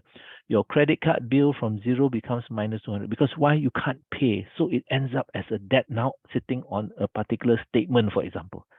And that accumulates after 6 months from 0 to 1,002. Because you wiped out your 1,002 savings, and because you still accumulate debt, or you still overspend for the remaining 6 months of the year, your debt increases to 1,002. You need to understand this. Because you straight away can tell what this minus 200, how destructive it is on your asset savings, how destructive it is on your hutang, your debt. Your savings went down to zero, your debt increased to 1,002. On the other hand, in 2023, you started with a situation where your savings are zero, which was from a result from last year, and your debt is 1,002. But now you understand, Sani said that I have to have a positive balance every month. So you work very hard. And we'll look at it later how you change your positive. But let's assume now you start to spend less, or your income has increased, resulting in a positive number every single month in 2023. What happens? Basically, after 6 months, your debt of 1,002 becomes zero. Why? Because if you have $200 in your hands every single month, January you got $200, what do? Buy a hutang. February $200, buy a hutang. March $200, buy a hutang. So by the time you reach 6 months, your hutang habis bayar. By the time you reach your 7 to 12 months, what happens is, you continue to have $200 in your hands. If you do not have hutang to bayar, what do? You simpan lah. You save. So your saving goes from 0 to 1,002. So can you see this situation? We started off with zero savings and with $1,200 of hutang. By the end of the year, hutang jadi kosong, savings jadi 1,002. Why? Because every month you manage to save some money. That money gives you that financial freedom to use that money to pay off your debts and dah habis bayar hutang to save. So you must always remember, and this understanding is extremely important, when you have a negative balance every single month consistently, your assets or your savings will decrease and eventually your debt will increase. If you have a positive balance every month, your assets will increase and your debt will decrease. This is Islamic. Why? Because Islam says, grow your wealth so that you can help other people and bring you blessings so that you can enter Jannah. Islam says, reduce your debt as much as you can, when you can. This is where it is actually, I won't say, a strong word would be un-Islamic, but a better word would be, you need to get yourself away from this to this. Okay? The problem basically is, it's a very easy concept. I ask you, you say, yeah, senang aja. Income must be more than expenditure. Jadi, positive. Apa susahnya? The susah part is basically, if I ask you today, how many of you know your income? Everybody will put up their hand and say, I know my income. I know when it's coming in. The end of the month, 31st of every month, 30th of every month, 12 p.m., HR sends over the money or finance sends over the money. I know when it's missing 10 cents because I follow it very closely. I need to use the money. You are absolutely correct when it comes to income. You follow it like a hawk eye. You follow it like a hawk looking for its prey and stuff. Let me ask you second question. Do you know how much you spend every month? In the same way that you know your income. Do you know to the exact dollar how much you spend every month? And I can tell you from the so-called, trying to now see how many people are in this room. 31 people in this room, including myself and maybe Ridwan and such. Let's say there are 25 or 26 of you who are participants. Out of the 25, 26 participants, I can guarantee you basically that 90% of you don't know, because that's the normal number I get. Even I get 90, you'll be happy. Some people sometimes 100%. You don't know your expenditure. So my question is, you know your income, you don't know your expenditure, how are you going to know your balance? How are you going to know whether you fall in this category or this category? Because in order for you to know your balance, you need to know your income, you need to know your expenditure. Income minus expenditure leaves you with a balance, and then you know whether you're negative or positive. Because if you don't know your balance and you happen to be negative every single month, this happens to you. Now you know why your debt keeps increasing without you realizing it. Now you know why your saving keeps on decreasing without you realizing it. It's because you don't know that at the back of it, you have always consistently have had a negative balance every month. The reason you don't know is because you never bother to check your expenditure. And this is not easy. I'm telling you. Again, it's nothing. Don't be like, oh no, what have I done? You're still in the majority. 90% of people don't know. Okay, so it's not easy. You need to set up a spreadsheet, and sometimes you have these kind of apps and so on, which allows you to track your expenditure. Okay, so it could be tedious. It could be as tedious as keying in every single day itself what you spend if you really, really want to. Or you could use the apps like I mentioned. Why is this important? Because you will end up with knowing how much you spend every month. And if this number leads you to something undesirable, that means your balance is minus 200. You need to switch this. One way of doing so is to cut your expenditure. So this allows you to then say, okay, I need to reduce here. I need to reduce here. Conservancy fee, I tak boleh reduce. Kalau I tak bayar masuk penjara. So that one cannot reduce. I need to reduce this. I need to reduce this. So you know where you need to make the reduction to change this from minus 200 to positive 200. If you don't even know where you stand today, how are you going to know what to cut and what to change? Okay, so it's very important for you to track your expenditure, so you actually know what you need to do. One disciplined way of managing your money, which I want to share, is basically when your salary comes in. If you are in the category where you earn maybe 3,000-4,000 and above, let's say 2.5 and above, you can set up many accounts. This is what I do. So I have many accounts. In these accounts, I basically have what we call, I use Islamic accounts, and sometimes I have conventional accounts also, but I have to make sure, and later I'll talk to you about these conventional accounts and how you need to get rid of the interest and such. But the accounts are basically to help me. When 100% of my salary goes in, you will find that basically, let's say 20% goes here, 10% goes here, 15% goes here, 20% goes here, and so on and so forth. It takes away, and then this happens within the few days after my money goes in. And then after that, what happens? This one zoom, drops to 30% remaining of my salary, because everything has been pulled away from my salary automatically using what we call the standing instruction, gyros, and so on and so forth. I'll give you an example. Real example, because taken from my side, from my account. These are the standing instructions from my account, which tells you that the money goes out very early. Once my salary comes in at the end of the month, straight away it goes out. Okay. So what does it tell you? It tells you that I'm left with very little. So when I have very little left, but I know this is what my spending can be. I can spend this for the next, I have to make this tahan for the next 1 month, because I've taken a lot of money away to elsewhere for other purposes and other payments. There's one particular payment here, which I want to elaborate. And this payment is, I stay in a condo, so I pay this something called MCST, and I don't pay something called conservancy, because it's a condo. What I do is, this particular bill itself typically comes every 3 months, every quarter. So every 3 months the bill comes.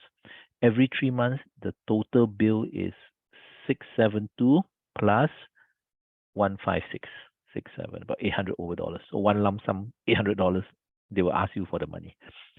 Used to be quite painful because every time something comes in, if it's a lot of money, you tend to basically have to try and look and fork out the money. Okay, what I do now is every single month I pay first. If you can look back here, it deducts every single month from my salary, goes into this account. Even without the bill coming to me, I prepay. I pay ahead. And what I do is I pay ahead. I pay more than what's needed, because you add all this, it comes to 1050, when else they need 800 plus. So I tend to accumulate what we call a credit balance, which is my emergency fund. Some people say emergency fund, you must keep it in one particular account. You don't necessarily have to do that. You can even keep it in your balances here. So if I decided one day that, or rather something happened to me, I get retrenched and such, this amount will be able to pay at least 3-4 months of my conservancy, my maintenance fees in the condo I stay at. So that's why. So I would encourage you, your bills, your utility bills, and so on, all these bills, every single month, pay $10 more, pay $20 more. And you will find that you have this positive balance, and you can always pay it ahead of before you receive the bill. The bill may come in the 3rd week, but when you receive your salary in the 1st week, take a portion. If it's roughly $200, pay your M1 bill. Take a portion. If it's every month roughly 150, pay your utility bill. Tak payah tunggu sampai bill datang. Kenapa? Sebab masa bill datang, the 3rd week, and if that's the only time you want to go and pay it, you will then realize that, apa sah bank account aku ni tak ada duit? Mana perginya duit? That's because if you don't set aside the money, you don't take the money out from your bank account, by the 3rd week, it just disappears for some reason. Okay? So one good way is always to pay it off early, even though there's no request for the money to be paid early. Okay? That's a good disciplined way of doing it. This is very important. One of the most dangerous instrument that, in my view, is credit cards. Because credit cards allow you, and this example is taken from Malaysia, but here, this example is a Singapore example. I'm an advisor to the Singapore Debt Advisory Center, where we see basically when an individual has problems with his credit card, 60 to 80,000 on average. Why? Because once you qualify for a credit card, Gaji 2005, you can go to every single bank, whether it's Stan Chart, UOB, OCBC, DBS, whoever. Each card will give you 2 times your salary. You easily get up to 10 times your salary that you can actually use. And this is money that you actually don't have. And when you get into the habit of using it, you will find that you'll max it out. You will use everything, and basically at the end of the day, the interest payment of roughly about 20 to 24% per annum, that's going to kill you. Okay, so this is something which, if you have credit cards, you must be very, very careful. If your children are about to graduate nowadays, once you graduate, probably your salary is more than enough to qualify for credit cards. They also have to be you must educate them on this. This is the one thing which I think will bring individuals down, because you just come out from school, you are just suddenly given like 10 times your salary to use. And as an individual without a lot of financial planning, education, literacy, there's a lot of mismanagement, and people fall into this situation. Okay. One thing to take note is also, people always say our community gets trapped into this a lot. So very quickly, I just want to bring this up. As you all know, this is basically installment plans. The ads are always very nice.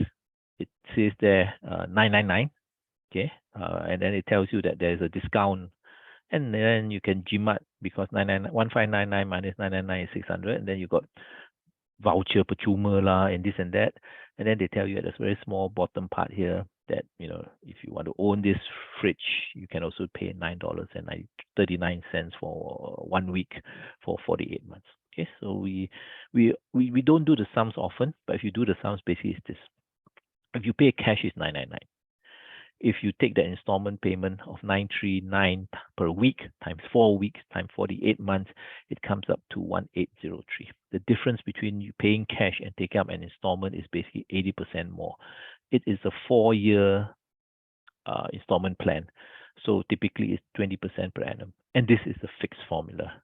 You look at any time you look at this kind of advertisement, more or less, the longer the installment, you just have to times it by 20%.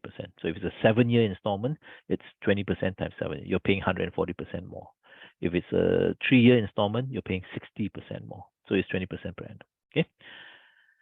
You know, I always tell people who say, I say, look, consider this. If you save $100 per month, basically, you know, at the end of 10 months, you can buy this fridge and you can avoid paying 80% more. You just pay cash. If you can't save for $100 a month, you save $50 a month. And 20 months later, you can buy this. Okay. So, you know, and if you really want to go and spend 1803, you can actually buy two fridges or 2 refrigerators for some reason. Maybe you have a big family or what. Okay. But I'm just saying that basically you ought to be saving up to buy these things. You know, the thing is this, everything in your house, whether it's a fridge, whether it's a TV, whether it's anything in your house, perabot and stuff like that, they will at one point in time break down. It will need to be replaced basically. Okay. So instead of waiting for the time when it breaks down, and you start scratching your head, where am I going to find $999 to buy a fridge? You need to be saving now. You need to be putting aside $50 now, so that whenever into a particular account, call it what you want. Account, this account is to ganti alat perkakas dekat rumah. This is a furniture replacement account, or this household replacement account. You know, whatever the case, I don't care. You just put $50 in every month, so that when the time comes to change your TV, the time comes to change your fridge, like in my house, I all of a sudden the other day I had to change 3 fans, were not working or very old. Okay, and that costs also about 1,000 odd because it's 3 fans changing altogether at one time. You have that money set aside to do so. You don't have to go and, oh, aku tak ada duit lah, mana nak cari 999? Tak apalah, guna installment lah untuk beli. Betapa ruginya when you use installment. You're paying 80% more. Why do that? Okay.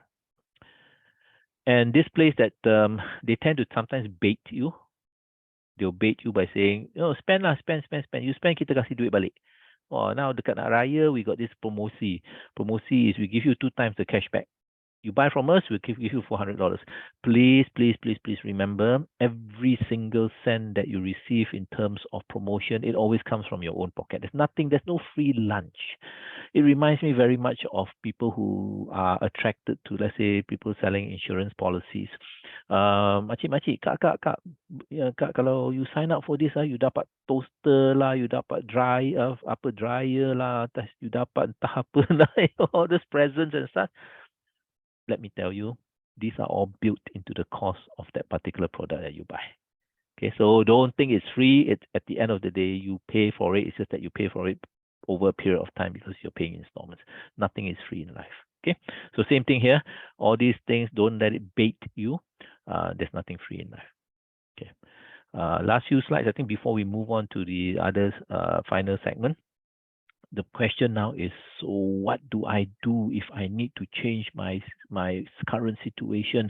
Sani says that if I have a negative balance, I need to go and make it into a positive balance so that I can get out of debt. That's what Islam tells me. Try and get out of debt and try and be an asset accumulator so I can pay zakat and do good. There are many instances where people manage to get out of debt. There are many stories of people who get out from their debt. Okay, there are a lot of them. They just have to be very disciplined. You just have to be very disciplined about it. If you find yourself currently in a situation like this, for example, your income is 5,000, you spend 6,000, not a good situation because minus 1,000. Then how do you change it? There are 3 ways to do it. It's either you first earn more, okay, and then automatically when you earn more, then you spend, then create a $1,000 surplus. Spend less, again, you can spend the exact amount, 4,000, Therefore, you don't have to look for a new job or do Grab taxi or whatever, because you have to do that in order to earn more. The easier way is, of course, to spend less. You then also increase this positive balance to 1,000, or you can do a combination. I do tuition, I teach tuition, you can do some part-time Grab or whatever the case is. So from 5,000, I earn a little bit more, 5,500. From 6,000, I reduce my expenditure to 4,500. You can also create this positive balance. The important thing is to create that positive balance, because that's the one that helps you pay off your existing debt. That's the one that helps you accumulate money in order for you to do good with it, to make it a blessing on you. Okay. All right. So kind of went through that portion. This is the module 3, which is the Sharia investment planning portion. Okay. So again, I think before we switch over this, let's probably have a short toilet break, take a drink kind of break. Now it's 9:17. We'll come back like 9:21, 4 minutes. Okay.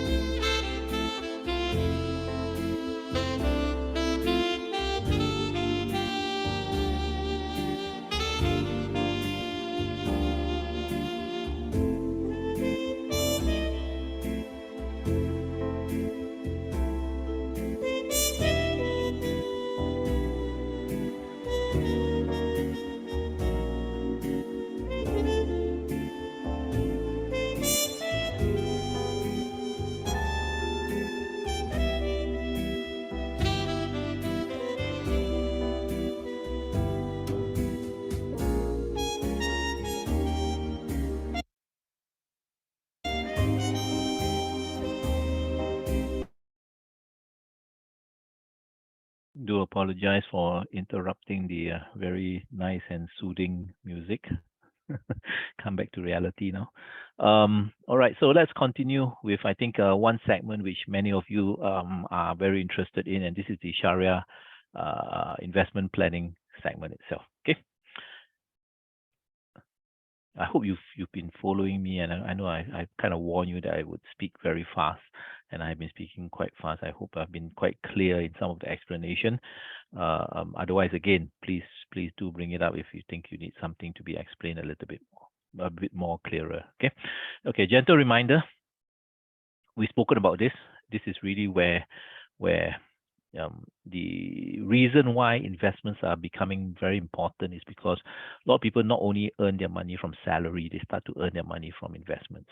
And therefore, you need to ensure that the investments that you earn, the source of the income or the source of that profit is also Sharia compliant. It's also something that's not forbidden, because anything that's forbidden itself, even when you donate it, you will not get blessings, and you may also get sins, because it's very much like the prayer situation where your prayers are not accepted if your clothing is bought from a forbidden source. Okay, so it becomes very, very now contentious.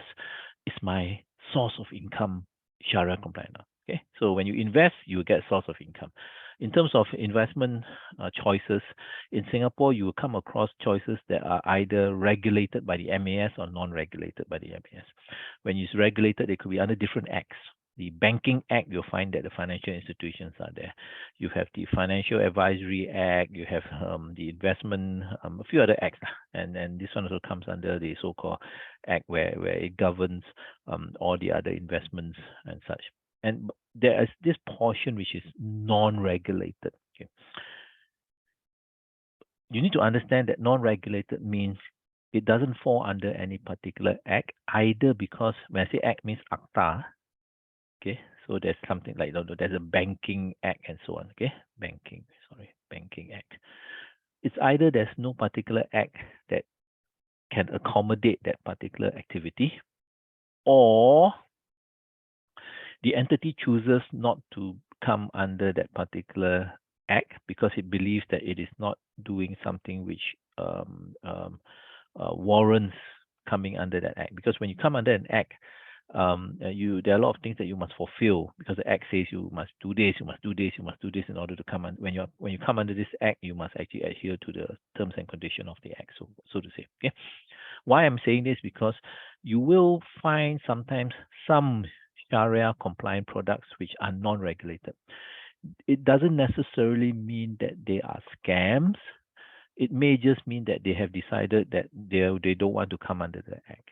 Okay, but you must be very careful, because when something is not under an act, it also means basically that you are not protected, because the act sets out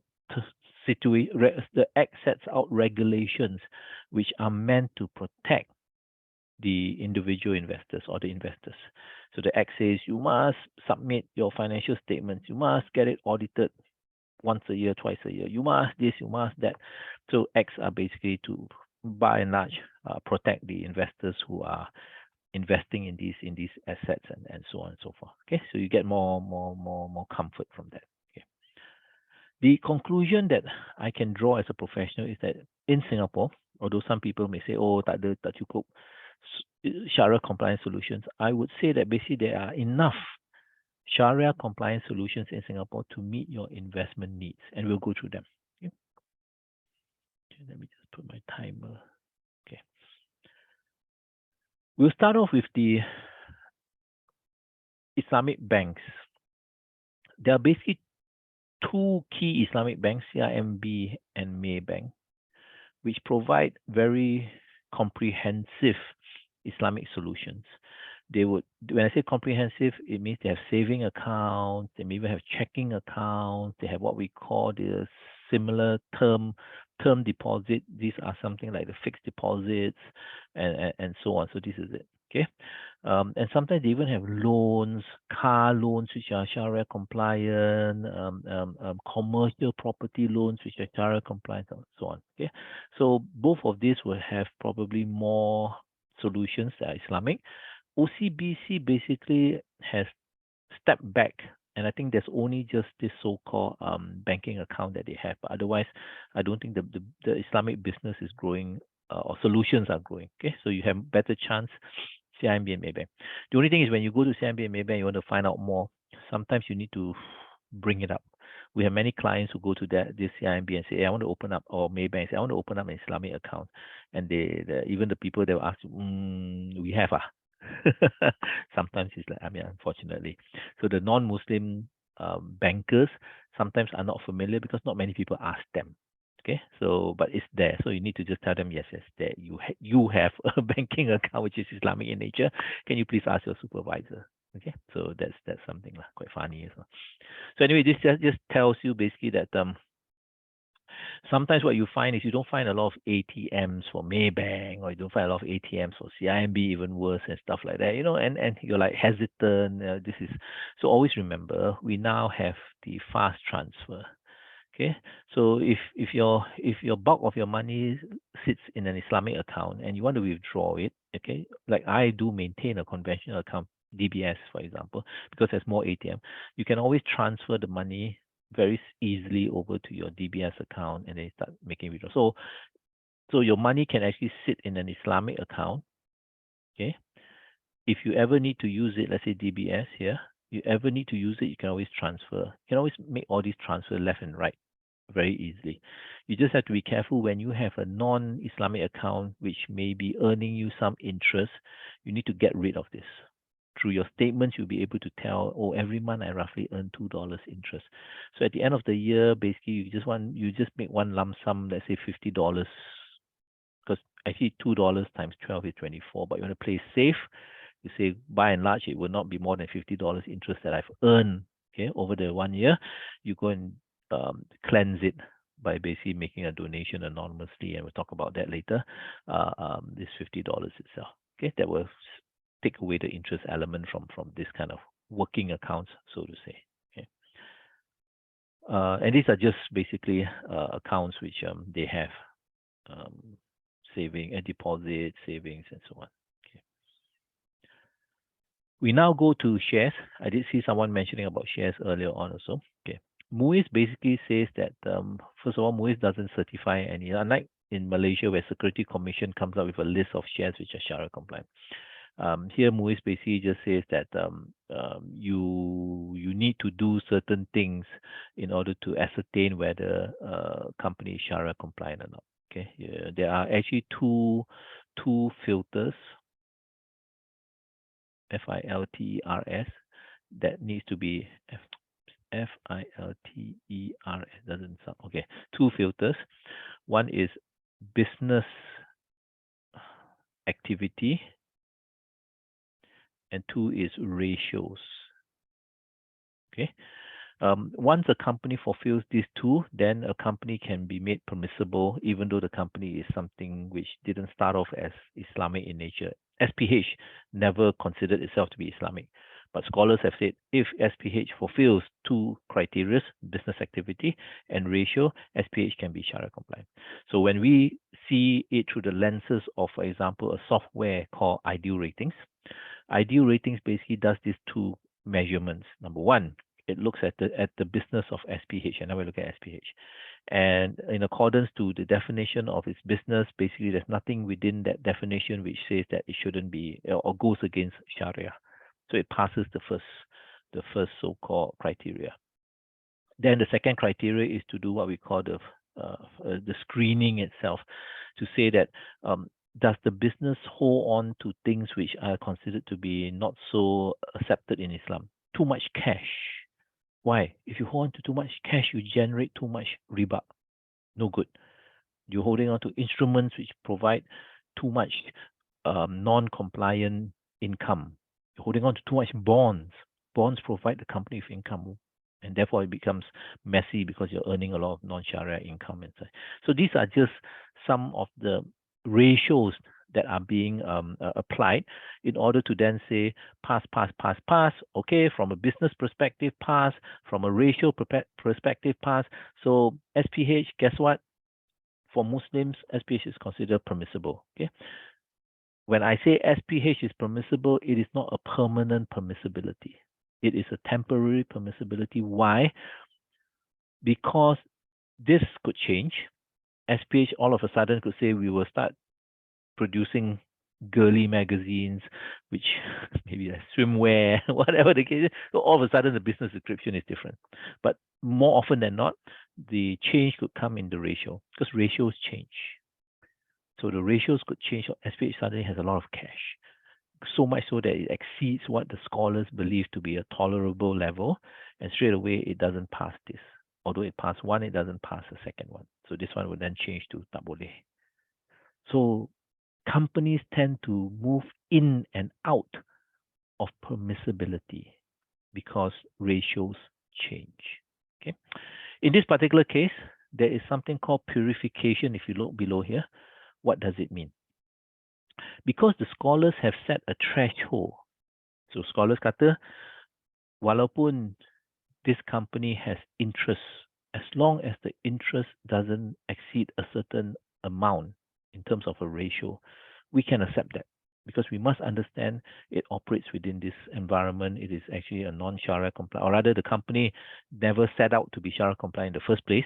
Okay, so therefore we give them some allowance to hold on to this so-called interest, but it has to be lesser than a certain amount. Okay, when you receive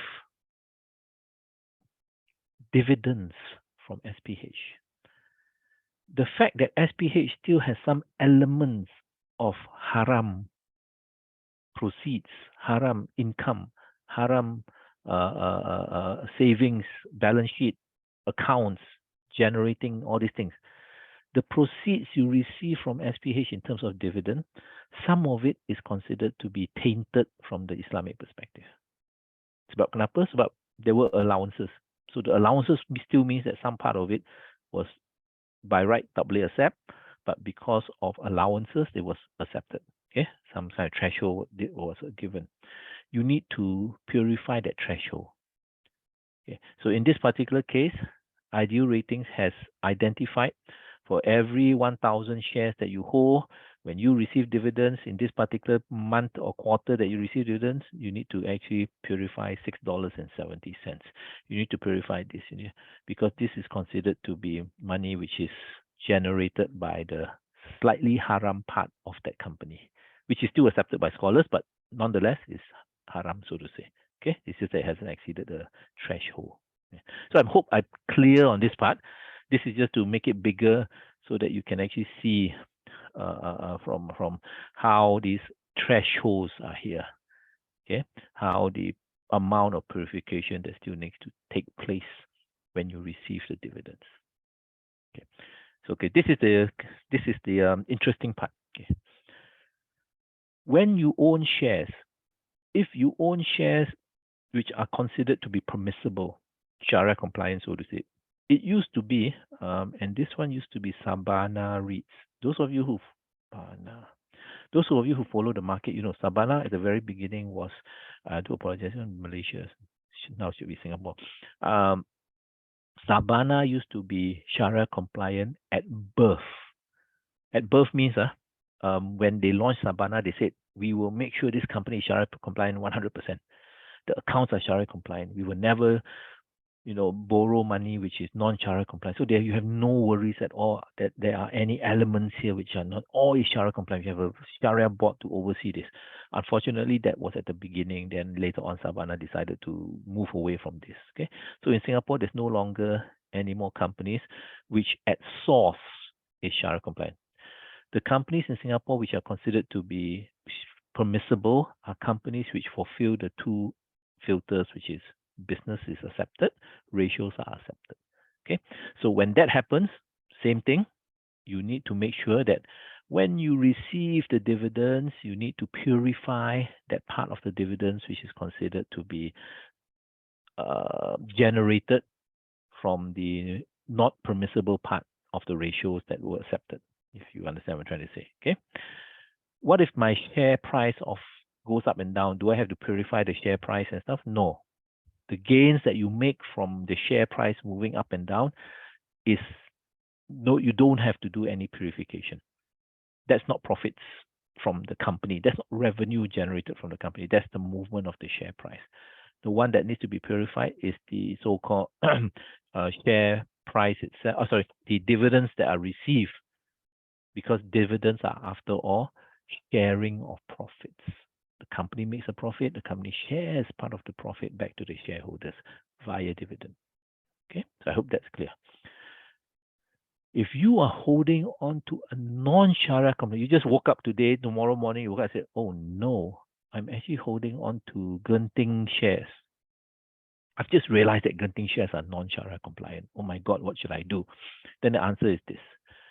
If you add back whatever Genting has paid you in terms of a dividend, and whatever capital gain that you're currently making, if you're making a gain, okay, or even if you're making a loss, maybe the dividend is more than the loss, whatever the case, you add these two components together, you are actually making a gain.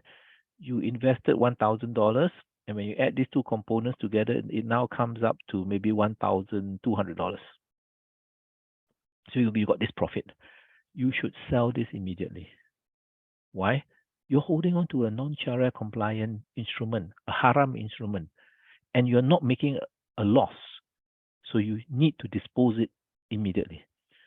The principle of $1,000 goes back to you without anything, without any bearings. Meaning to say, you can accept it. That's your original principal amount. The $200 that you've made gains on it, this is the one that you need to actually purify or cleanse. This is the one that you need to go to the masjid to put it in the tabung, or to anonymously somehow or another get rid of it, because you can't have it because these are haram gains that you've made. You note that I mentioned the word anonymously.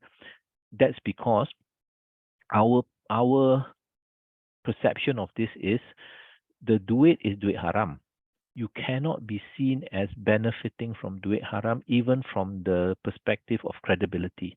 You tak boleh ambil 200 tu, pergi ke masjid, dekat kaunter tu, kasih kat yang makcik ataupun the kakak yang kat masjid tu kata, ni I nak buat donation, $200.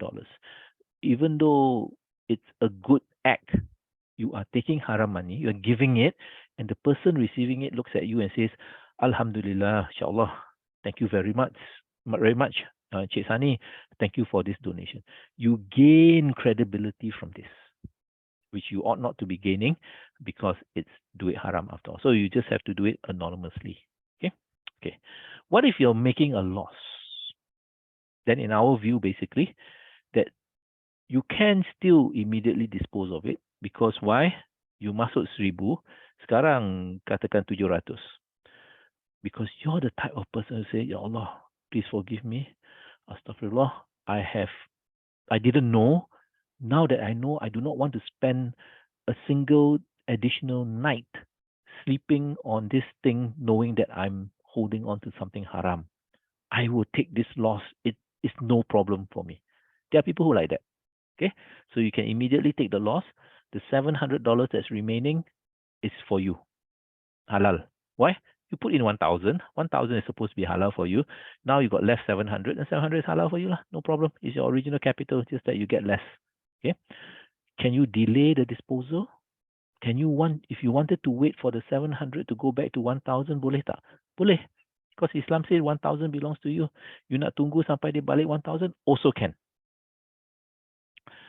What if you say, if this goes back to 850, actually I'm okay. Then okay.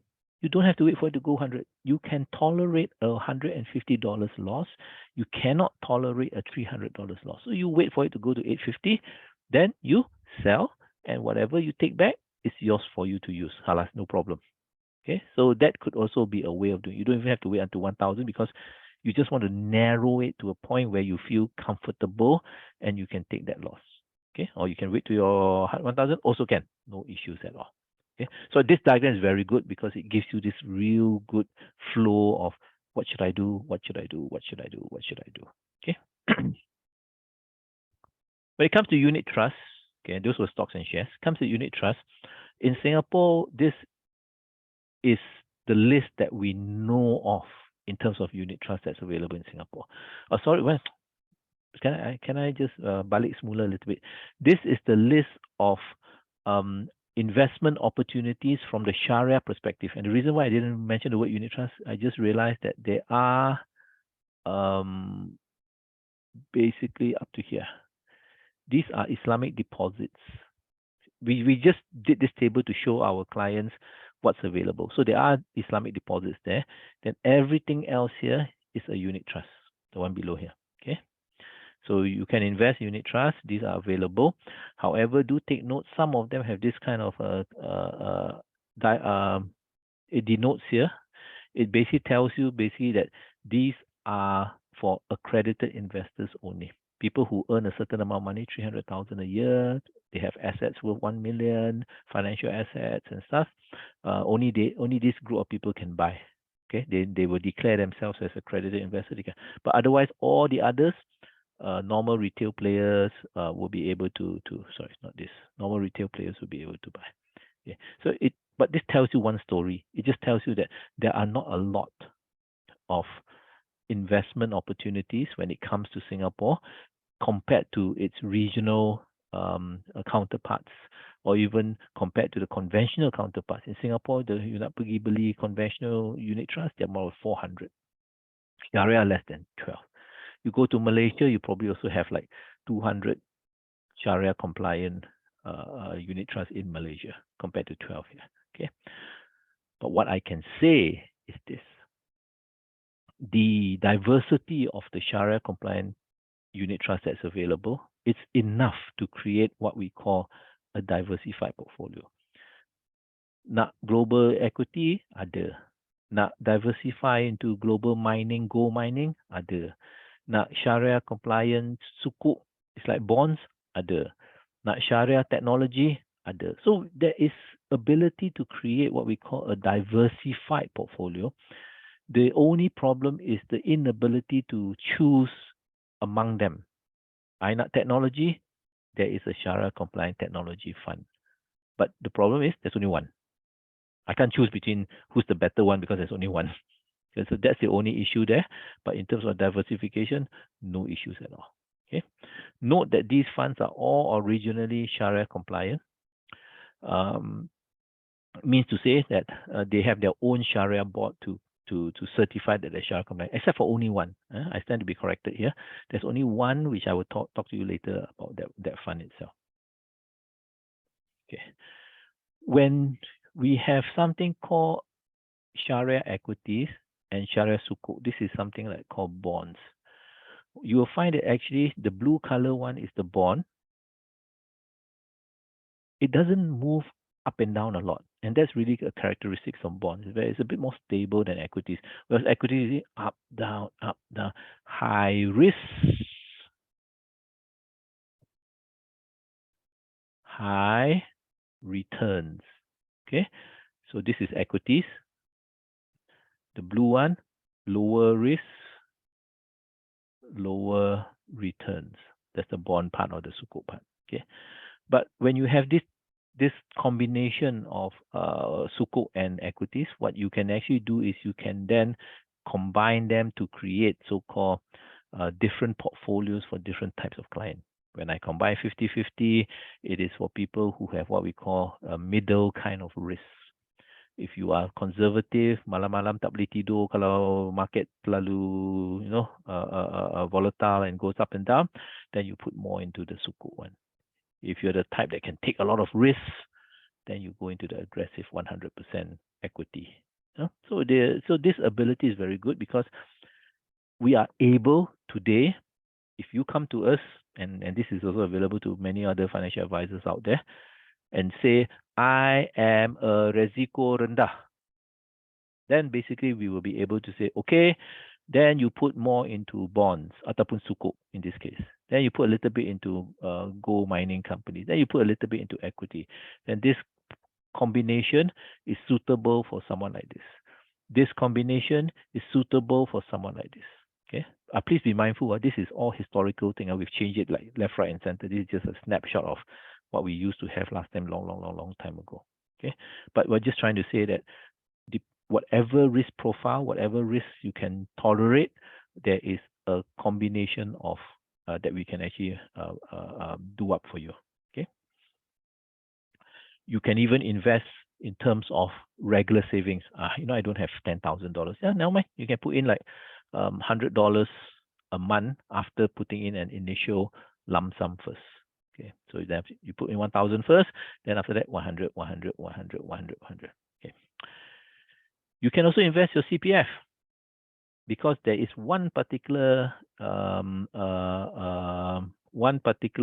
this one here. Okay. Investment which is CPF approved. Okay, so basically this orangey part here, okay, this can be part of this fund. Okay, the only problem with CPF is this: we have the equity side of it. We do not have the sukuk. None of the sukuks are CPF approved. Okay, so the sukuk part, we basically say leave your money in CPF. So if you came to us and you are a conservative investor, okay, you say you are low risk. Okay, we would say basically 80%, for example, keep it in CPF. 20%, we have this particular fund which is CPF approved. This combination creates a suitable portfolio for a low risk investor. Okay, so this is, although it may sound a bit technical for some of you, this is where your financial advisor will come in to determine what's the best combination when it comes to CPF investment. What's the best combination when it comes to you being a high risk or low risk and such. Okay, one point to note is this: to us, if your money is in CPF, and listen carefully, okay, and there is no sukuk that is CPF approved, no so-called Islamic bonds that is CPF approved, it doesn't make sense to take the money and put it into a conventional bond because there's no Islamic bond. So I just have no choice. Take it and put into a conventional bond.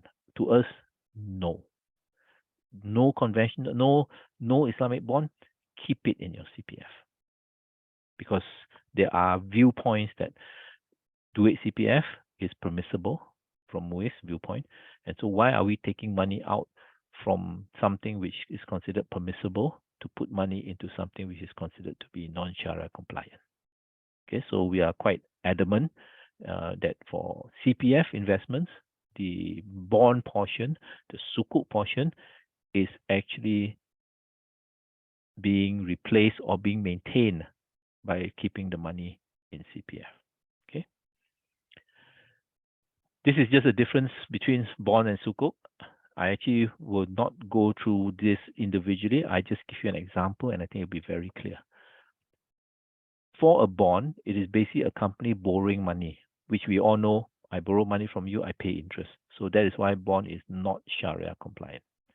For a sukuk, it is actually borrowing money also, but it is tied to an asset. So Pakistan, which last time when I used to work for Standard & Poor's, issued a sukuk. Pakistan used that sukuk to build a toll road. So the money they so-called borrowed from the investors was to build a toll road. That toll road generated, of course, called a toll road means it generates tolls. The tolls were then given back. The proceeds of the tolls were then given back to the investor.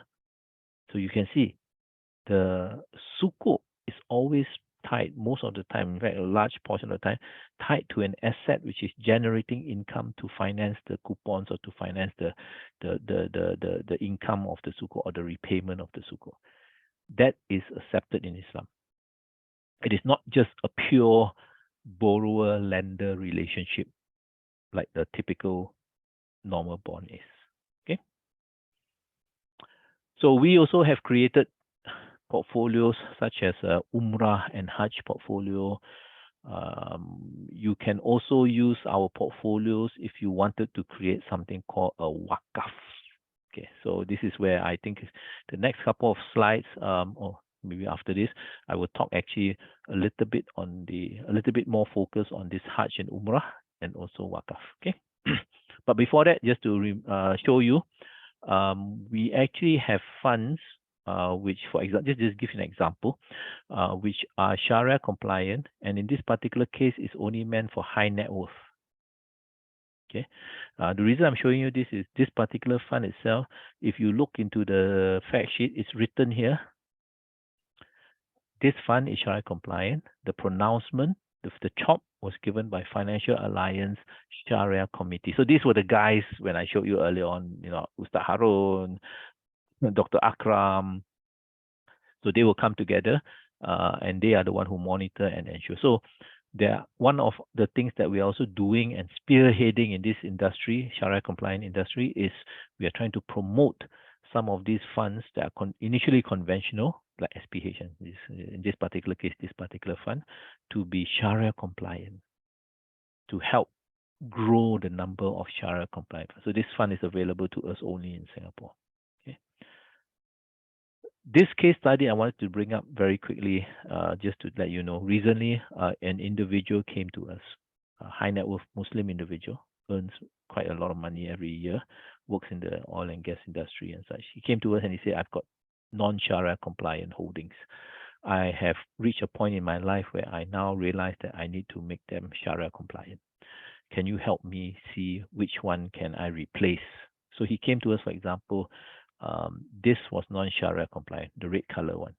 The blue color with the arrow was Sharia compliant. So we said, why don't you switch this over to this? And when we look at the performance, almost the same. So all the while you've been holding on to something which can easily be Sharia compliant. Okay. Same thing with this technology one. Okay. In fact, this one, the Sharia compliant one, was doing even better than the non-Sharia compliant one. Slight difference. This is ASEAN and this is Asia. Okay. But the Sharia compliant was doing better. In this particular case, we did not have all the funds that he had. He had US, Europe, emerging markets, and so on and so forth.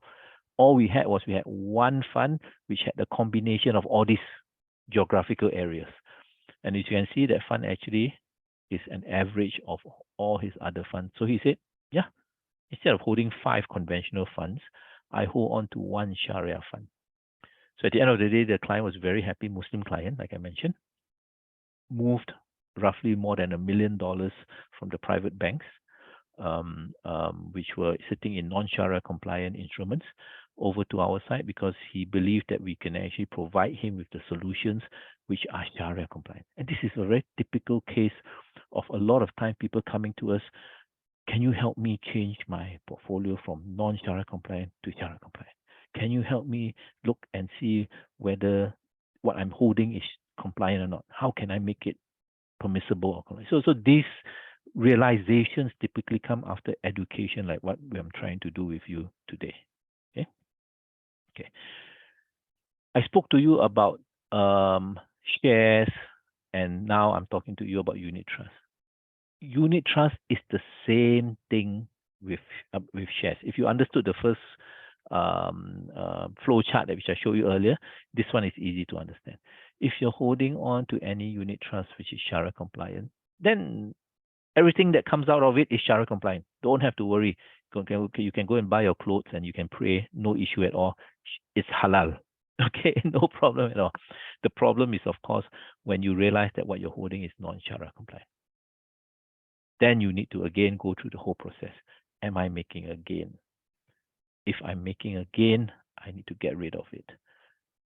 When I get rid of it, I can take back my principal. What do I do with the excess gains? I then go and get rid of it. Okay, unless what we call is a necessity. Okay, so this part I need to explain a little bit. You say, Sani, you told me that I need to get rid of my gains, which are coming from a haram source. Now you tell me unless necessity. What is this? Okay.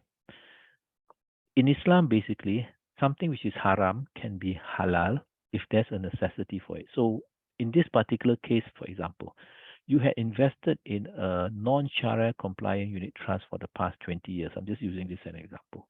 It's meant for your retirement. You have grown this money for your retirement. And this is the only investment you have that you've made for your retirement. Okay. You suddenly realize that it's a non-Sharia compliant unit trust. Okay. you are making a gain because you've held it for 20 years and you want to sell it. Okay, fine, you sell it, and you can take back your principal, no problem. Okay, but you have gains that you've made for the past 20 years. If the gains are considered to be a necessity, you can actually keep the gains. What do I mean? Because you have held it for 20 years solely for your retirement, and let's just assume that you don't have enough money, and even when you add on your CPF money, you don't have enough to sustain your retirement. These gains are really necessary for you to have in order for you to be able to live the minimum amount that's needed for your retirement. Without which, if you just, haram, I have to cleanse it, your retirement needs suddenly falls off a cliff and you end up miskin, zakat recipient, and such. This is not what Islam wants. Islam says if it's a necessity, you ought to be able to keep that bare amount which is able for you to live to sustain your basic needs: food, shelter, clothing, security. Then you can keep part of your gains, although originally it was non-compliant, haram. Now, out of necessity, it becomes halal. Okay, so bear that in mind. Every time you come across a gain which is made from a non-Sharia compliant instrument, you must always think, is this something which I can consider as a necessity? And it differs from individual to individual. A necessity to one individual may not be a necessity to another individual. All right? Okay, let's move on. If what you have invested in is making a loss, you may be that one whom cannot sleep at night if you're holding on to this, then you sell it off. Then you will just take back your $700 instead of your $1,000 that you invested in. Or you can remain inside and wait until it recoups back your losses, or it limits your losses to a comfortable amount. Similar argument to the share part. So very, very similar to the share part, except for the necessity here, which is also applicable to the share part. Just have to remember that. Okay. I'm going to go through with you certain misconceptions about Sharia investing. So we're down to the last two segments now. If I remember through my memory, although I'm getting old, we're going to go through the last part, which is misconceptions, and then we're going to go through what are the major things that you should be investing in as Muslims. Okay, that should take us roughly to about another 20 minutes or half an hour, and that will leave us with basically another 20 minutes for Q&A. Okay, let's start with misconception. Many people think that you cannot make money with Sharia compliant shares. They say it's always performing very badly. These are gains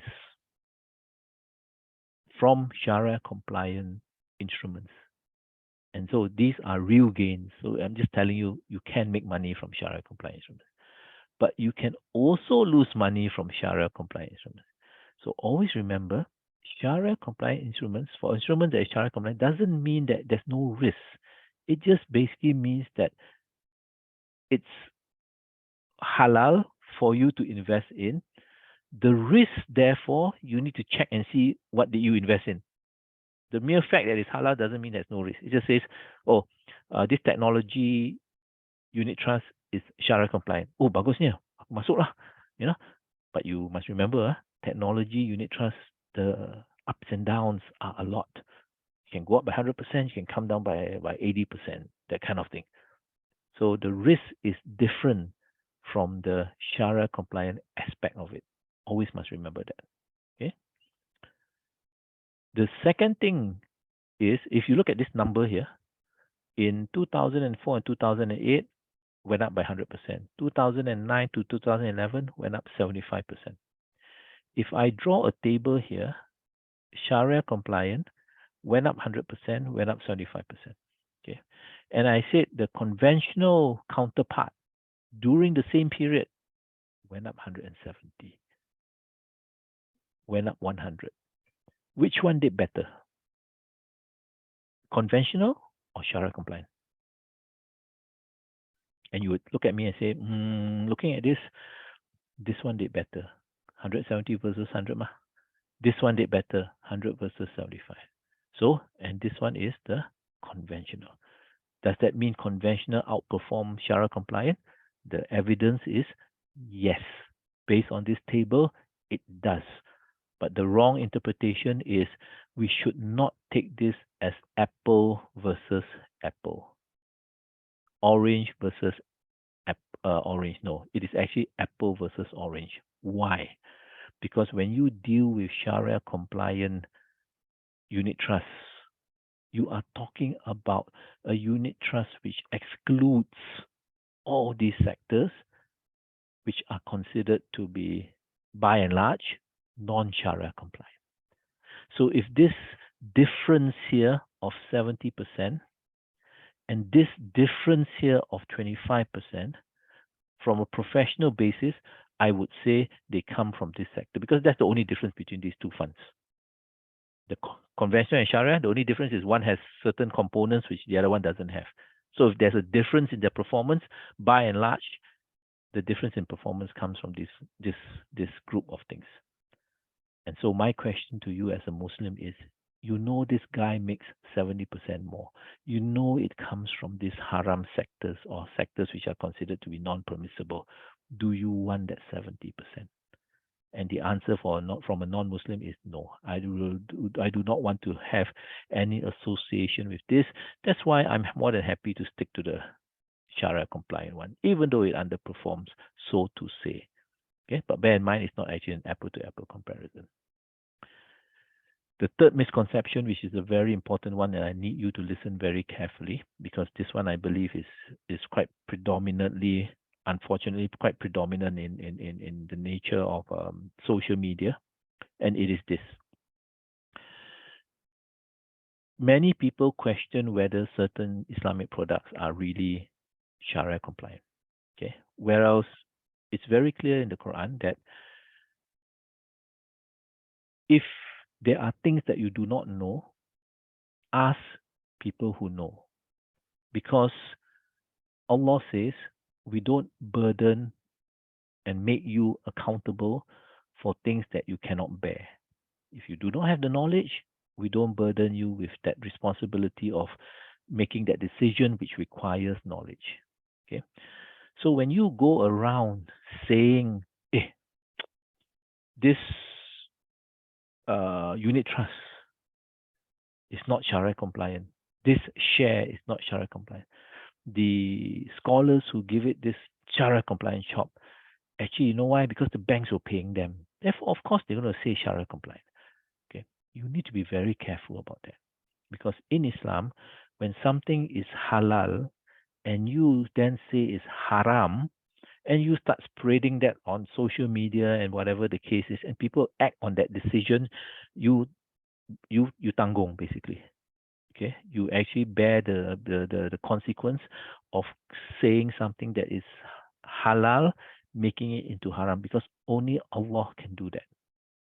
You do not have that capability, and the main argument that you will lose are on two grounds: knowledge and information. When you stand in front of your creator next time, and he asks you, why did you say this particular instrument was haram when there are scholars saying it is halal? Okay, you basically, if you do not have that same amount of knowledge as the scholars, you're gone. Oh Allah, this is non-Sharia compliant because the scholars said the scholars are being paid by the bank, so they therefore will just simply go and give the chop. Who are you to say that? The scholars are people with knowledge. The scholars are people who fear Allah because you cannot see in their hearts. So you are basically memfitnahkan the scholars when you yourself don't even have the knowledge to be on par with them. So you must be very careful. Let's assume you come out from Al-Azhar in Masir. You are as good as any scholars in the banks. Can you then say, I'm as good, Ya Allah, with all these scholars? And I am telling you, it is not Sharia compliant. Well, then the second argument you will never win, which is what is your decision based on? Your decision is based on what we call public information, because the scholars who are making the assessment on that particular product, on that particular situation, is making his or her assessment based on both public and private information which is not available to you. So your interpretation is flawed compared to that of the full information that a scholar has. So second argument, you're dead also at the same time. So on two grounds, I would tell you, whether it's on knowledge or information, don't do this. Don't go simply saying this is not Sharia compliant, because I think you will have bad repercussions in the hereafter when you have to jawab when this thing happens. Okay? Anyway, okay. Now let's move on to something more cheerful. And this is basically when you want to invest. If you're a Muslim, of course, go and invest in everything that you need to in terms of growing your wealth, growing your retirement funds, children education fund, and so on and so forth. Okay. But don't forget these two things. Number one, don't forget to fulfill one of your pillars. Okay. And this is basically your Hajj. Set aside money for your Hajj. Some people will say, but Sani, jauh lah, based on, Singapore only allocated 800 slots, by I dah terima surat daripada MUIS, dia kata 50 years. In Malaysia, it used to be 100 years, I won't be around when when my queue comes, basically. Okay. Look, as a Muslim, it is a pillar that we have to fulfill. Okay. Whether we get to do it, it really lies in the hands of our Creator, whether Allah jemput kita to Mecca or not, to do our Hajj. What we are expected to do is to assume that we are going. Correct? And therefore, to save aside money in assumption that it will come, and it may come even if Allah decides unexpectedly, tiba-tiba dapat surat daripada MUIS, my giliran has come because someone has just given it up. But I have no money. I didn't save up. The invitation from Allah to you may not come again. So therefore, you need to be prepared as much as you can in case the invitation comes much earlier than you expect. Okay, and then you tak pergi sebab tak ada duit, and then you start saving up, and then you happen to pass away. I mean, what a waste. Your giliran came, Allah gave you a chance. Okay, so please save up from your Hajj. Okay, and then keep it one side and say, this is the money I'm going to use. If Allah, you give me the opportunity to go early, I'm prepared. Okay? I won't give up this opportunity if you consider me worthy enough to be invited to Mecca. Okay. We also have this particular portfolio where you can save up for your Hajj and Umrah. And the reason why we add Umrah in is, because the Hajj waiting list is so long, we encourage clients, save up also for your Umrah. Make it a point to go for your Umrah. At least, your Hajj is 20 years, 30 years from now. At least you dah buat Umrah, you dah rasa pergi Mekah, pergi Madinah and such, and your desire to go there is it flames your desire, and then mana tahu Allah akan allow us to go earlier because He can see how much we want to go back and do our Hajj. This kind of thing. So make it a point, and we also tell you this is roughly how much you need to be saving, and so on and so forth. So this is just to help Muslims in their effort, but in essence, what we're saying is make an effort. To save for your Hajj and even an Umrah. The second one, and also a very important one, okay, is basically to create a wakaf for yourself. Okay, you've heard of wakaf before, I'm pretty sure, and you've heard of this very famous narration from our Prophet ﷺ, who said that when someone dies, all your deeds, good deeds, will cease. You're no longer around to do good deeds. Okay, so you don't get any more pahala, except from three things. That is, if you had made a donation, okay, and we call it basically a perpetual endowment,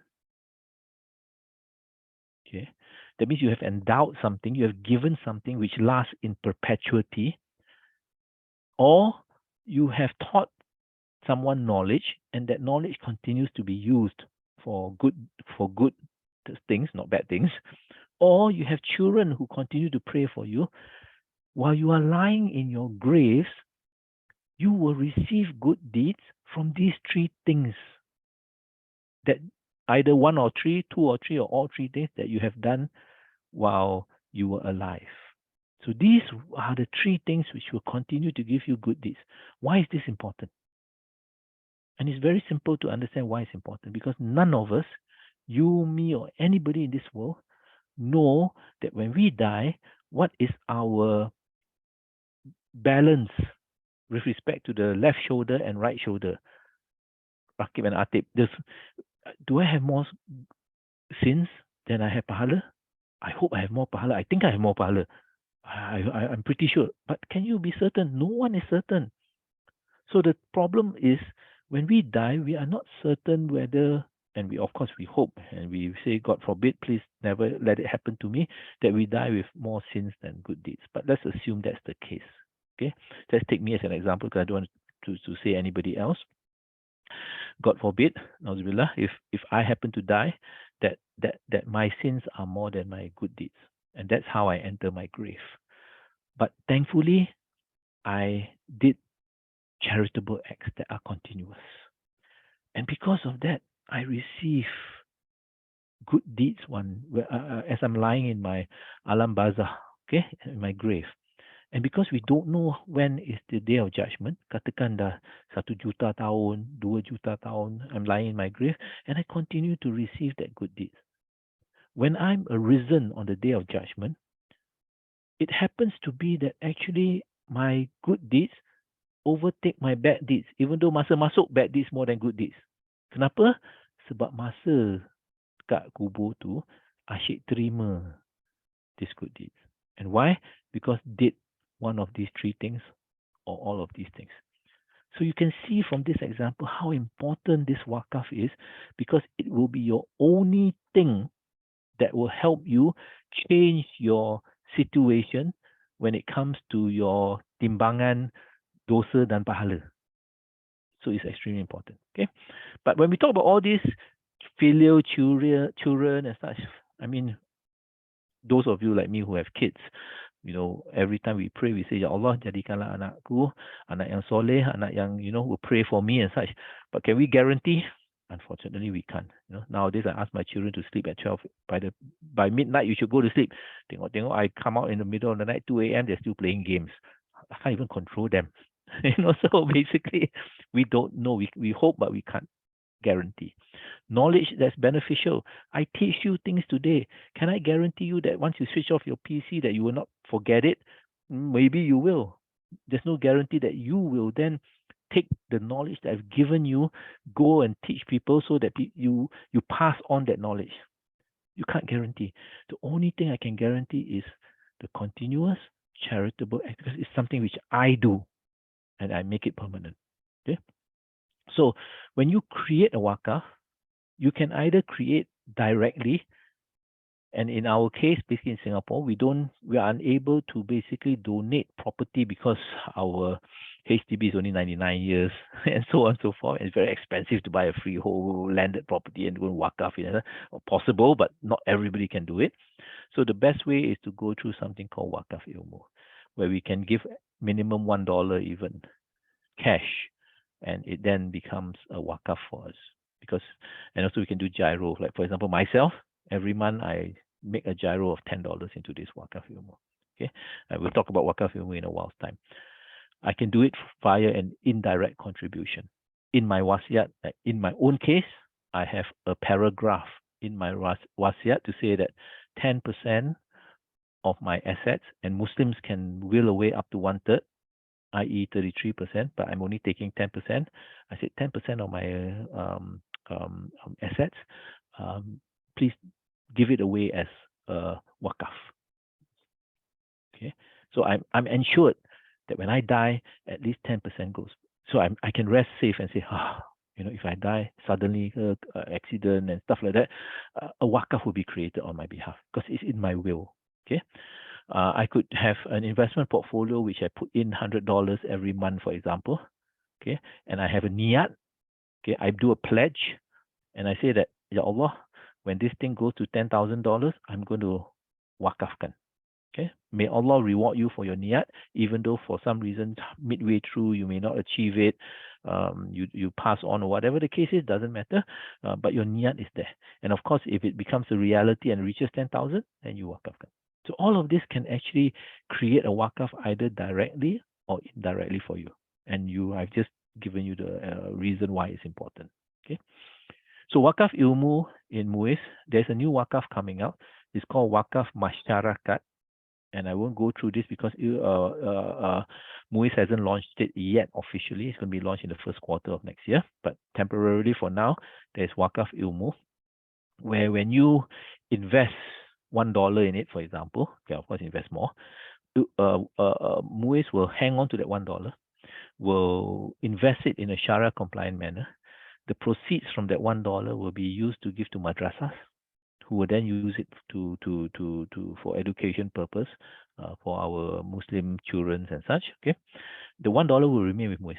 It won't be touched. So today $1, next year $1. That your $1 will remain with MUIS for eternity until the day MUIS is no longer there, which presumably is equivalent, inshallah, to the day that Singapore is no longer around.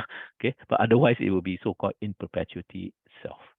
Okay, so that ensures that you continue to receive the good deeds from your $1 forever, in perpetuity. Okay. All right, coming to the last slide before I open up later to Q&A after we take a very short break is let's talk a little bit about some issues which some people may have one by one. Is Forex halal or haram? Okay, and the answer to this is there are some aspects of Forex, foreign exchange, okay, which is permissible and some which are not. If you do what we call spot exchange, you go to the money changer and you start exchanging, that is considered to be on the spot and that is considered to be permissible. The one that is contentious is the trading of Forex. Okay, so the trading of Forex involves things like leverage, interest rate swaps and such. This, in a sense, most of scholars are in agreement that is not permissible. MLM. Again, the answer is yes and no. And the reason is this. It's very simple. If the MLM has a Sharia compliant chop, it means it's okay. If the MLM doesn't have a Sharia compliant chop, means it's not okay. And chop means the company itself, not the product, the company itself. Because the company can, and in Malaysia it's quite common, engage a Sharia expert to come in to go through the books of the company, which is very similar to the shares, make sure that it doesn't have any of the non-permissible stuff, and certify it that is Sharia compliant. Note, an MLM is not Sharia compliant just because an ustad buys it. That doesn't make it Sharia compliant. It is Sharia compliant only if a Sharia advisor has gone in to certify, having gone through the books and financial statements of the company, then yes. Okay. Cryptocurrencies.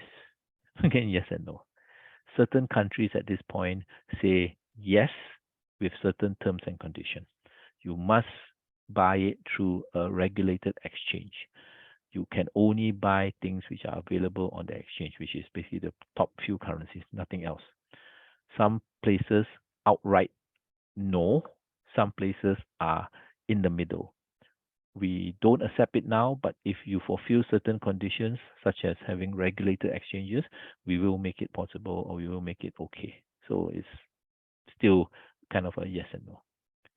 Derivatives, the scholars are basically saying, if you use it to get rid of the risks, hedging, yes, you can. If you're using it for speculation, no. Okay. All right. So I know I've spoken a lot. I've spoken very fast, and it's a lot of information packed. I hope it's helped you to a certain extent understand better the intricacies of the subject matters that we've gone through. I'm pretty sure, I think the recording should be there. So if you need anything, always look through the recording. Otherwise, we'll be more than happy to answer any of your outstanding questions. For now, I will just stop my screen here, okay, so that I can pick up the questions that you have so far. So Ridwan will actually, I don't know whether we need a break. I think don't need, because I think we're quite close to the end also. Let's start off with Ridwan, which is the first question that I should answer. Sure. Okay, so in terms of the first question, what are the halal plans available? There's currently 40 questions. Okay, if you want to ask, 40. Okay, you can want let's to do a ask, quick fire, fire. Yeah. we'll Okay. fire away or something. Yeah. Okay, can. So what are the halal plans? Halal plans. I'm not sure this one plans. When you say plans, is it insurance plan or what kind of plans is referring to? Yeah. Okay, so I think let me just allow everyone to unmute if they want to unmute. Yeah. Okay. Wait, sorry. If it's insurance plans, then Ustad Harun will be covering it tomorrow. What are the insurance plans that are considered to be Sharia compliant? Okay. Yep. Okay. So anyone, if you have any questions, you can also If someone wants to clarify this, the questioner wants to clarify, please feel free to unmute yourself as well. Okay. Okay. So I think we'll leave it first. Yeah, we'll leave it first. Is there anyone?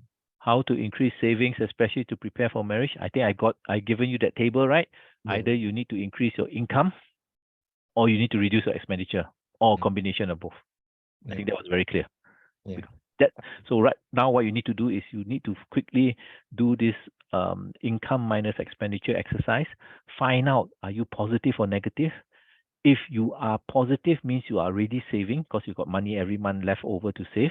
If you're negative, you need to then figure out, how do I bring this to a positive? Because that's really how I truly save, when my income minus expenditure is positive. So you must do that. Okay. And then the next question is how to pay off university. Yep. Yeah, exactly the same. So if first now ask yourself, what situation am I in? Positive or negative? If I'm in a positive situation, then means every month I got $50 or $100 or $200 on hand. That's paying. I can use that to pay off my university debt. Okay. If my university debt is $100 a month and I can save up to 150, then maybe I want to pay 150. Pay more than what is required. Then you finish it faster. Then basically, may Allah reward you for bringing down your debt sooner, so that you are not burdened by the risk of dying with debt and so on and so forth. Okay, now next one is how to determine the percentage to prefer for stocks. Okay, not easy, because you need to know how much basically is what do you call the amount that is non-compliant. So out of the 30%, let's say threshold that the scholars allow, you're allowed to keep up to 30% of non-compliant income. It's very difficult for people like us to determine that actually SPH has 17%. It doesn't reach the 30, it got 17%. So we need to purify 17%, not 30%. So what I'm trying to say is the software, like this software, Ideal Ratings, they will do this calculation for you. They'll find out for you. So you're actually then able to just purify the amount that Ideal Ratings has decided for you. Okay. It's more of the dividends, right? It's not the returns, right? Just dividends. We're talking about dividends, because returns are not a sharing of the revenue. It's part of the revenue is tainted, so you need to purify the tainted revenue, and that's part of dividends, not capital gains. Okay. The old way of doing this. Just the old way of doing that was, because scholars typically allow allowances of about 1/3. Let's say you don't have Ideal Ratings, you want to play safe, you actually purify up to 1/3 of your dividends. So you may be over purifying, because it could be 70%, but because you didn't do the calculation, you just could actually just do 1/3, 33%. Yeah. There's actually a formula for it. Yes. Yeah. So if you what I can offer is this. We have that software. Of course, that software is basically, you need to subscribe to it. For people who trade stocks in and out, basically it's recommended that you have it, so that you know whether your stocks are Sharia compliant or not. But if you just want a pure snapshot, and say that, Sani, I've got currently this amount of stocks. I just want to know one time, one off, how is it? Come to us. We will be able to do that one time for you. And then you go back and then you decide whether you want to subscribe to the software or whatever the case is. Yeah. Okay. I think how to calculate zakat for stocks?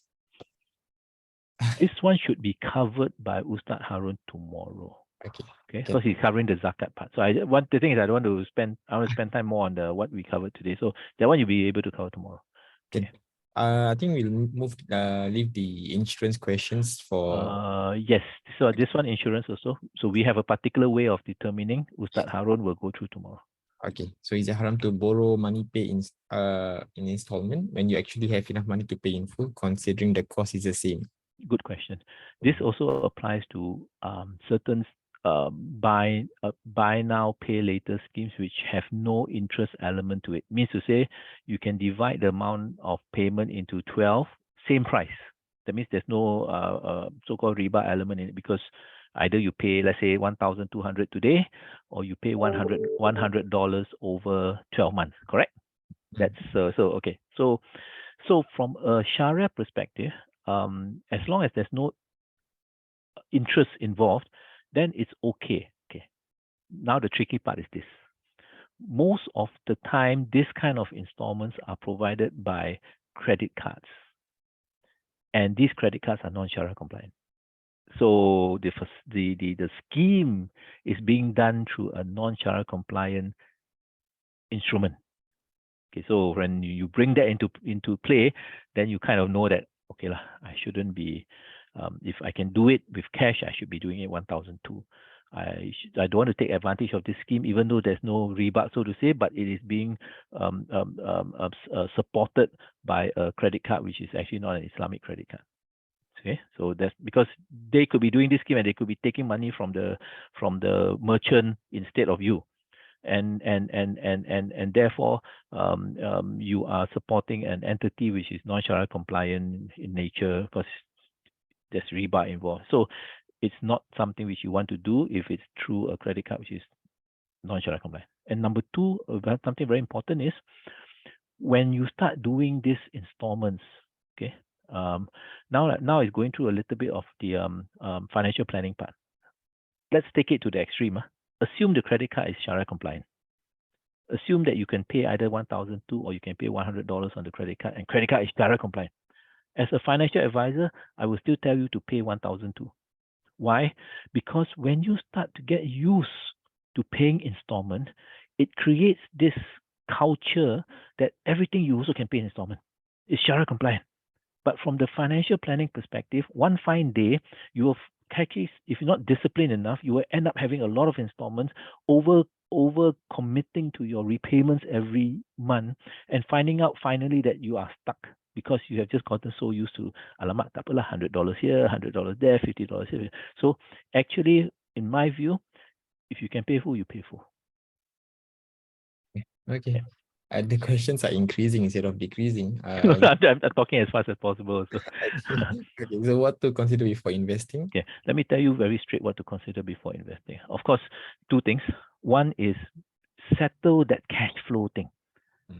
Do not invest when you have a negative cash flow, because that means you're borrowing money to invest. Ensure that your cash flow is positive, which means that every month your income is more than your expenditure. Therefore, you got $200 in your hand. That's the one that you invest. If it's negative, you can't, because you are creating debt. You're not investing, you're actually investing with borrowed money. So number one, make sure you have positive cash flow. Number two, make sure when you invest properly by knowing that what's my objective. If I want to retire, how do I make sure that this $200 every month helps me in my retirement? This is where financial advisors can come in to help you. Okay, so make sure it's positive cash flow. Second is make sure you know what you're investing. I think it's the same for this one, right? Or do you want to add any more things on the recommendations for what investing? I definitely cannot recommend, because every individual has different situation. It's when you sit down with a financial advisor, that's when he or she is able to tell you that based on your risk profile, based on what's available, this is the combination of stuff that's best suited for you. Okay. Okay, what percentage of our investments are allowed to be in activities based in riba involving alcohol? Zero. This is only applicable to the scholars have only given this to this leeway to companies because in acknowledgement that there are very few companies that are born. Okay, so basically you are so-called like a born a Muslim, so to say. So there are some companies like that. From the very start, they say we are Sharia compliant. Most of them are kind of like converts, so they are given the permissibility because there's a lack of otherwise in Singapore, to be honest with you, if there was no such leeway to accept SPH as a Sharia compliant investment, there's zero that you can invest in because Sabana was the only one. It's no longer there. And if you're strict to say that only those at those originally Sharia compliant can only be invested in, no Singaporean can invest in the SGX. Okay, so this was why scholars allowed some leeway for people, Muslims, to invest in, but that doesn't apply to us. To mean to say I have $100,000, 30% can up to 30% can be in non-Sharia compliant activities. That one doesn't apply. That leeway is only applicable to stocks. There's the 5% threshold, right? Which one? The 5% threshold for the investment on stocks. The purification. Yes. So sorry. If I understand this correctly, yes, on the stocks there are leeways. Correct. On the stocks there are leeways. Maybe I read it correctly. On our own, let's say our own portfolio, there are no leeways. So if I have $100,000 to invest, I cannot say that up to 70% or 80% I can do it Sharia compliant, 20% I do it non-Sharia compliant. Cannot. But on the stock level, yes, you can say I'm investing in a stock. That stock itself has 80%, 90% compliant income, 10% non-compliant. It's still within the leeway. That one can. I may have read it wrongly. Sorry, it's a long day. Yeah. Okay, so considering that Muslims cannot benefit from fixed income, how does this not put us at a disadvantage in investments? Okay, so now you have Sukuk. Sukuk is a fixed income. No, why Sukuk is fixed? I stand to be correct. Sukuk is similar category. So when you have fixed income, under the fixed income category, you have outright bonds. And this is, I'm talking about conventional. You have outright bonds, you have high yield bonds, you have corporate bonds, you have securitized bonds. The closest to the Islamic version of bonds is the securitized bonds. Bonds that have a security behind it or an asset behind it. An asset which is generating income to be paid to the bondholders. So in the conventional world, it exists. So if you focus on that, that is actually the one that is Sharia compliant, or rather that version can be easily Sharia compliant. So Muslims can invest in fixed inverted bracket fixed income type of instruments, and they are actually called sukuks in the Islamic version of it. So there is a portion of fixed income which Muslims can invest in. How about the REITs, right? But REITs will be considered shares with distribution, like a bit like dividend, not so much of fixed income. Okay. Can you explain the permissive? Okay, this one. Then we'll wait tomorrow. Okay. Tomorrow. Tomorrow. Okay. Sorry, when we say tomorrow, Harun will give you a very good explanation. Don't worry. Okay. And I do apologize. You may have to repeat the question to him tomorrow. Is CPF interest hibah? Yes, I think MUIS has that view that it is actually permissible. Correct. Okay, so nothing else. Always remember, in a lot of these kind of viewpoints, there are majority views, there are minority views. Okay, and we can't say sometimes whether the minorities are wrong. Also, it's just an accepted flexibility in Islam. So, for example, in this case, MUIS says CPF interest is hibah. Majority view, majority of people accept that. We think no, for example. Okay. Doesn't mean we're wrong. It's just that we have this stricter interpretation of it. We think CPF is still giving out money very much like a fixed income and stuff like that. Okay. Similarly, There are people who think that in the absence of takaful insurance in Singapore, everything is permissible. Okay, which is a mind, and we have the view that no, you shouldn't be doing. So, well, again, I'm trying to say there are sometimes, most of the times, there are different views for even a same particular subject matter. Okay. I think this one, riba versus hiba, misconceptions about riba, investment, haram such as CPF or long-term insurance savings plan. I think if you want to pass Okay, it so maybe, on. okay, the CPF, we've kind of answered that, right? Okay, this long-term insurance, see, the thing with insurance is this. Okay, when I'm talking about the investment portion of insurance, not the coverage portion. When you talk about whole life plan, you'll find that there's this cash value in insurance. That cash value is generated from something called a participating fund. That means you give your money to the insurance company. The insurance company takes a portion to protect you and takes another portion of your premiums to invest so that they can create this cash value for you. When they invest that portion, that's the thing which is uncertain. Maybe they invest everything in British Tobacco, maybe they invest everything in Genting, maybe they invest everything in Tiger Breweries. There are elements of that which you cannot control. And that's when the returns you get from a whole life policy, you don't know where it comes from. Yeah. So that's the contentious part. Okay, I think we move on. Okay, is there a halal way to invest? No, investing is like I mentioned, there is a halal way. It's I still don't know how to answer. It's not all haram. No, it's not haram. There are investments which are halal. They are halal basically from the perspective of the business activity. If you invest in, I'm trying to figure out, if you invest in KFC sells food, okay, and the food are all certified as halal food. There's no reason to say KFC is non-Sharia compliant. It's just that you need to take it to one more step.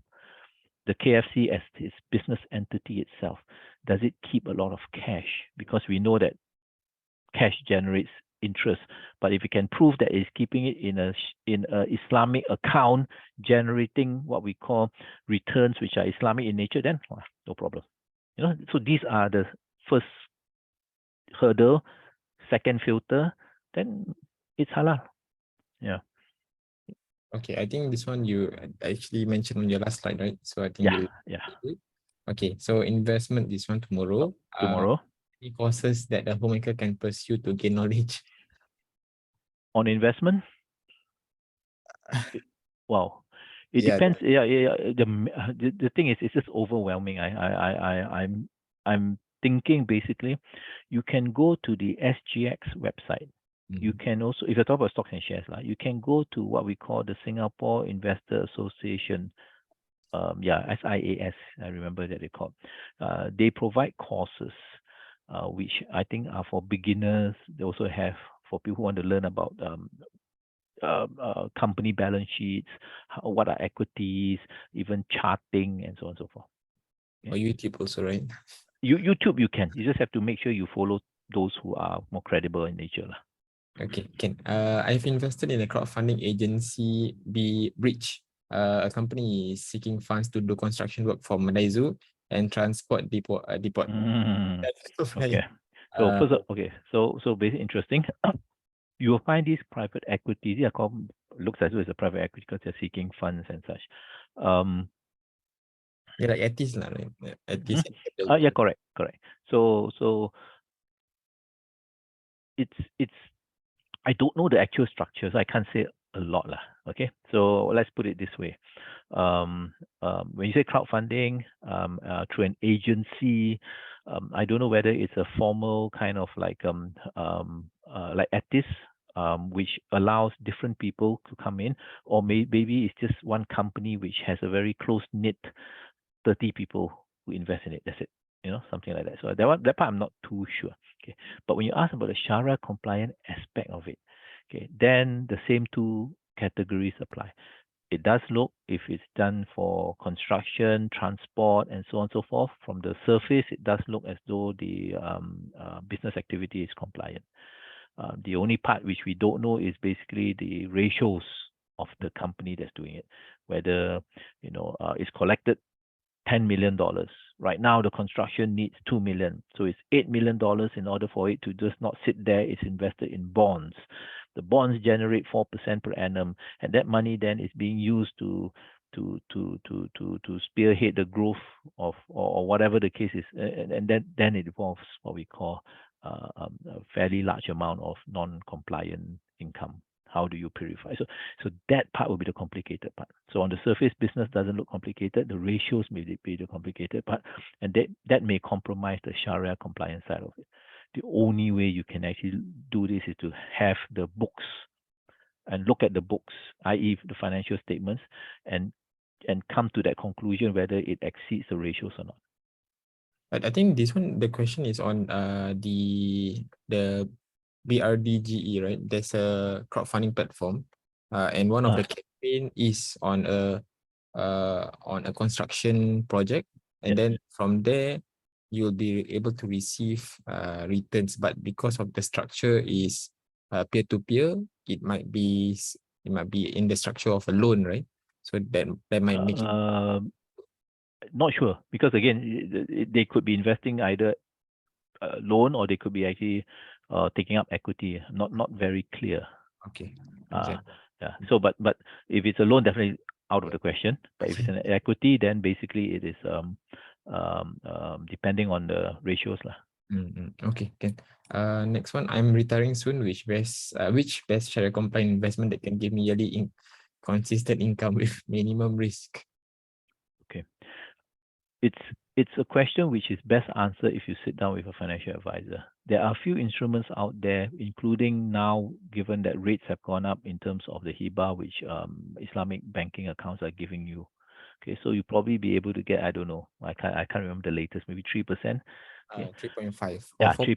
Yeah, okay, so 3.5. It could be going up a bit more because I think the Federal Reserve is going to increase rates a bit more. Okay, so you're going to get about 3.5-4% from a Sharia saving or term deposit for a Sharia. Okay, so that would be what we would consider to be fairly low risk because it's money in the bank. Okay, the big question, of course, now is sometimes you need to make your money grow faster. So then that's where, depending on the amount of risk you can take on, in addition to that, is whether should you put it in a little bit more sukuk? Should you put in something else if you comply? If you are a high net worth individual, are there something out there which is Sharia compliant in order to boost your returns? However, how much should you put in? Not more than 5%, not more than 10%. So that in itself is a conversation I think best suited for a financial advisor to sit down here. Here I can give you kind of a rough. That's the framework, but the actual conversation should be with a financial advisor. Yeah, I think if I can just share it's about the returns for CIMB. One person was asking us about the returns on CIMB, Fast Saver and Star Saver I. So as mentioned, 3.5, 3.5 and 4.2% if you put in more. 4.3, sorry, if you apply for their credit card. So controversy. Do they? But they don't have a Islamic credit card at this point lah. Yeah. So but then there might be one in the next year, inshallah. Inshallah. Pretty bad there. Okay. This one is done. Okay. Is there any stock in SGX that are halal stock that have been verified and processed?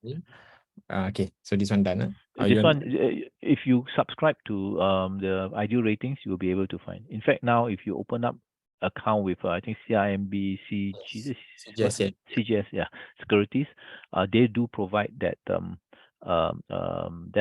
they do provide that list of Sharia shares. And then we're gonna have a talk on that next week as well. So do keep a lookout for your email. Okay. Then besides Mr. Sani promising this one, I responsibility falls on Ridwan's shoulders. But a recording also, right? Yes, correct. Yes. Okay. So how to proceed housing loans and vehicle loans? Since in Singapore all loans are interest based, and how about those already taken loans with conventional banks? What I'll say is this: there are different viewpoints also. So again, a loan which is haram, i.e., is not a Sharia-based loan, is haram. So basically, it's a necessity. So if you're taking it for residential purpose, that's no choice. You have to take a loan unless you have cash to pay cash. Not a lot of people have that. So there are some views that, and our view also is that the first loan that you take for your residential property is a necessity for you to do so. The vehicle loan also, basically, I think to some people it is a necessity. So this is very individual. To some people it's not a necessity. Okay. The contentious part is some people view a second loan for an investment property as also a necessity in order for you not to be left behind because property prices are going up. Well, we share a different view. We think only the first loan. I think for the vehicle loan, there's the Sharia compliance solution by Maybank. If you're yeah, correct. Sorry, thanks for reminding me. Yeah, vehicle loan. Yeah, there's the and as well Sharia as one. the renovation loan by CIMB. Yeah. And the commercial property loan also, right? If I'm not wrong. Yeah. If you have really taken out loans with a conventional bank, then again, if it's for necessity purpose, no issues. Yeah. Okay. Yeah. So may I know whether for example that just now you mentioned? We kind of mentioned that. Okay. What about 0% credit card installment in financial planning perspective? Yeah, I think I've also answered that. The credit card itself may be an issue because it's non-compliant, and second is the culture that it cultivates. Because it cultivates buy now, spend now, pay later kind of culture, which I think is not healthy lah. What about the cashback? I think if I may follow up on the question, right? What about the cashback that Ustaz Harun, okay, can remember to ask. Ustaz Harun has a very good answer which I cannot recall. Yes. People have asked before, and I think he answers it very well compared to me. He knows much more about it. Whether if what about the points? Is it the cashbacks and stuff like that? Yeah. Okay. I apologize. Tomorrow you can ask him. You can arrow him. We tai chi to him. Yeah, tai chi to him. Halal versus Sharia compliant. Islamically, is it okay to proceed with halal friendly eyes like this, like the Muslim friendly investment? No, it is not. Because I interpret here the word friendly meaning to say you didn't go into the books to see whether the ratios are fitting or not. You basically just assume that it's okay. It's a bit like walking into a place where it's written down there no pork, no lard. So so the difference between no pork, no lard versus one which carries a halal chop is a huge difference. So it's similar to that. Yeah, we did an article on it. If you want to look at it on Muslim friendly investments in our website, so you can look at it as well. Mr. Sani's quote is also inside there. Yeah. Okay. So can one increase wealth by investing in Sharia compliant investment plans alone? So alone just enough? Do we need to add maybe on some non-Sharia compliant investment? I think that's the question. Oh yeah, I mean Sharia compliant investing alone is enough. Again, even if at the end of the day you're not comparable to what the conventional investments are giving to you, then the viewpoint has always to be the case that whatever I give up now is going to be returned back to me multifolds in the hereafter because I followed the instruction and what Allah has asked me to do, i.e. only invest in Sharia compliant. So whatever you lose here, don't worry. As long as you keep to compliant. Maybe what that the questioner is asking as well is there are plans, official plans, for example, by FIWA, right? But what if we go above and beyond by looking at other unregulated investments? Is it better? Yeah. Okay. If you're talking about, let's say, for example, you want to invest in a Sharia compliant unregulated investment, we cannot advise you because we only can advise on regulated investments. So we always tell clients, if you want to invest in something which we cannot advise you on, okay, but you insist that you want to invest, then maybe you want to invest maximum 10%. Because if anything goes wrong, at least it's only 10% of your portfolio. It doesn't impact if anything goes wrong, especially because it's unregulated. Yeah, okay. Is there a possibility that takaful tomorrow, or you want to talk about it? If the Malay community, which is now 500,000 people, 100,000 households, can all of a sudden have a total fertility rate that is much higher, which results in a doubling or tripling of the population, then yes, in a decade. Inshallah. So Ridwan, that's on your shoulders. Okay, I'm aversive to using credit cards because of all the horror stories, which means I won't have any kind of credit rating. How can we build credit score?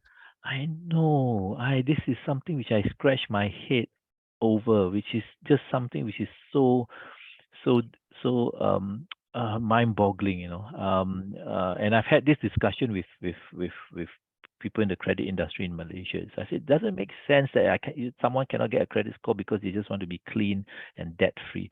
So we actually have people who borrow credit cards or have credit cards and create kind of like a false narrative in terms of paying it off and just to get a credit score. It just doesn't make sense. I have no answer to this, which is a very good question, but I just don't have any answer to this. It's something which is so weird in my view that people who don't borrow are penalized. I just have no answer. It's crazy. If I may follow up on the Yeah. question, there are credit cards that have a credit limit of $500. Mm-hmm. Is that a much better alternative compared to the 10 times, as you mentioned, magnifying your Yeah, well, even if you have a credit card which gives you the credit cards probably always can start off with whatever amount 2 times the salary. You can always control it and bring it down to 500. Okay. Yeah. Okay. Yeah, but here the credit score, I understand this credit score thing is like just Okay. Can banker friend approached on short-term deposits from conventional bank, but instead of waiting on the interest, bank provides money upfront. Can this be considered hibah? what do you mean by this? It can be either two, the why wait fixed deposit, right? Or the maybe because CIMB offers this feature of No, upfront profit, right? that's the Islamic version. So Mm. the Islamic version of fixed deposit, the conventional version of fixed deposit is I put money today, 1 year later I get my principal back plus the interest. Okay. Yeah. The Islamic version of fixed deposit is basically I put money today, 2 days later, 1 day later I get my so-called profit first, and then the principal I get back 1 year later.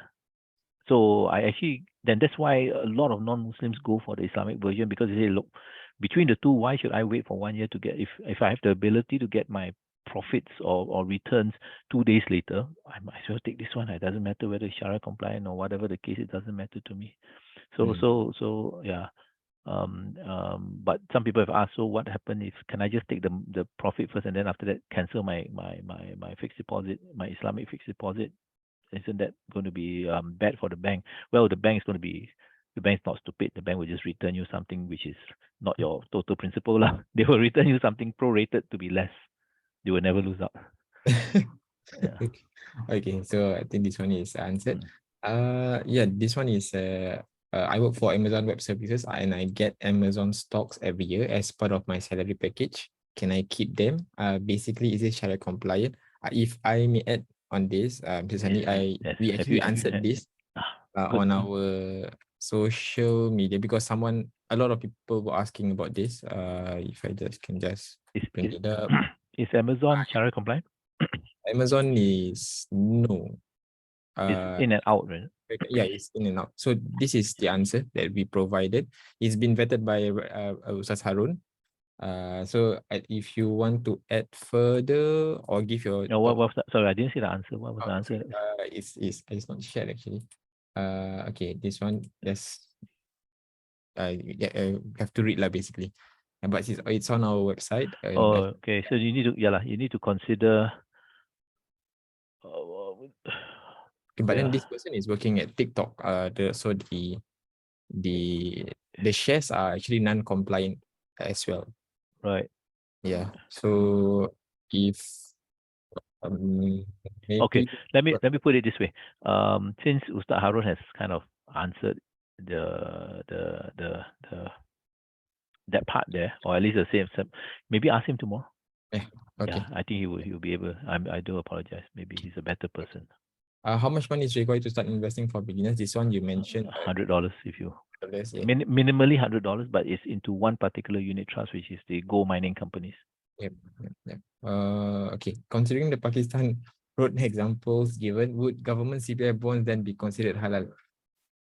Okay. Government CPF bonds be considered halal? You see, the argument is this for why CPF interest is halal is because CPF, when you see what happens is when CPF collects money from the individual employees, it then turns around and gives that money over to the government, which issues what we call special bonds. Only special because it's only for the it's meant to absorb additional liquidity from the CPF, because CPF has a lot of money, okay? And money which it doesn't need because people haven't retired yet. It does so because it doesn't want the CPF to go around looking for investments. Rather, it will take the money off the CPF, give the CPF kind of like a fixed return, okay, and then takes the money and uses it to invest. Okay, whether through I think probably through GIC or Temasek or whoever.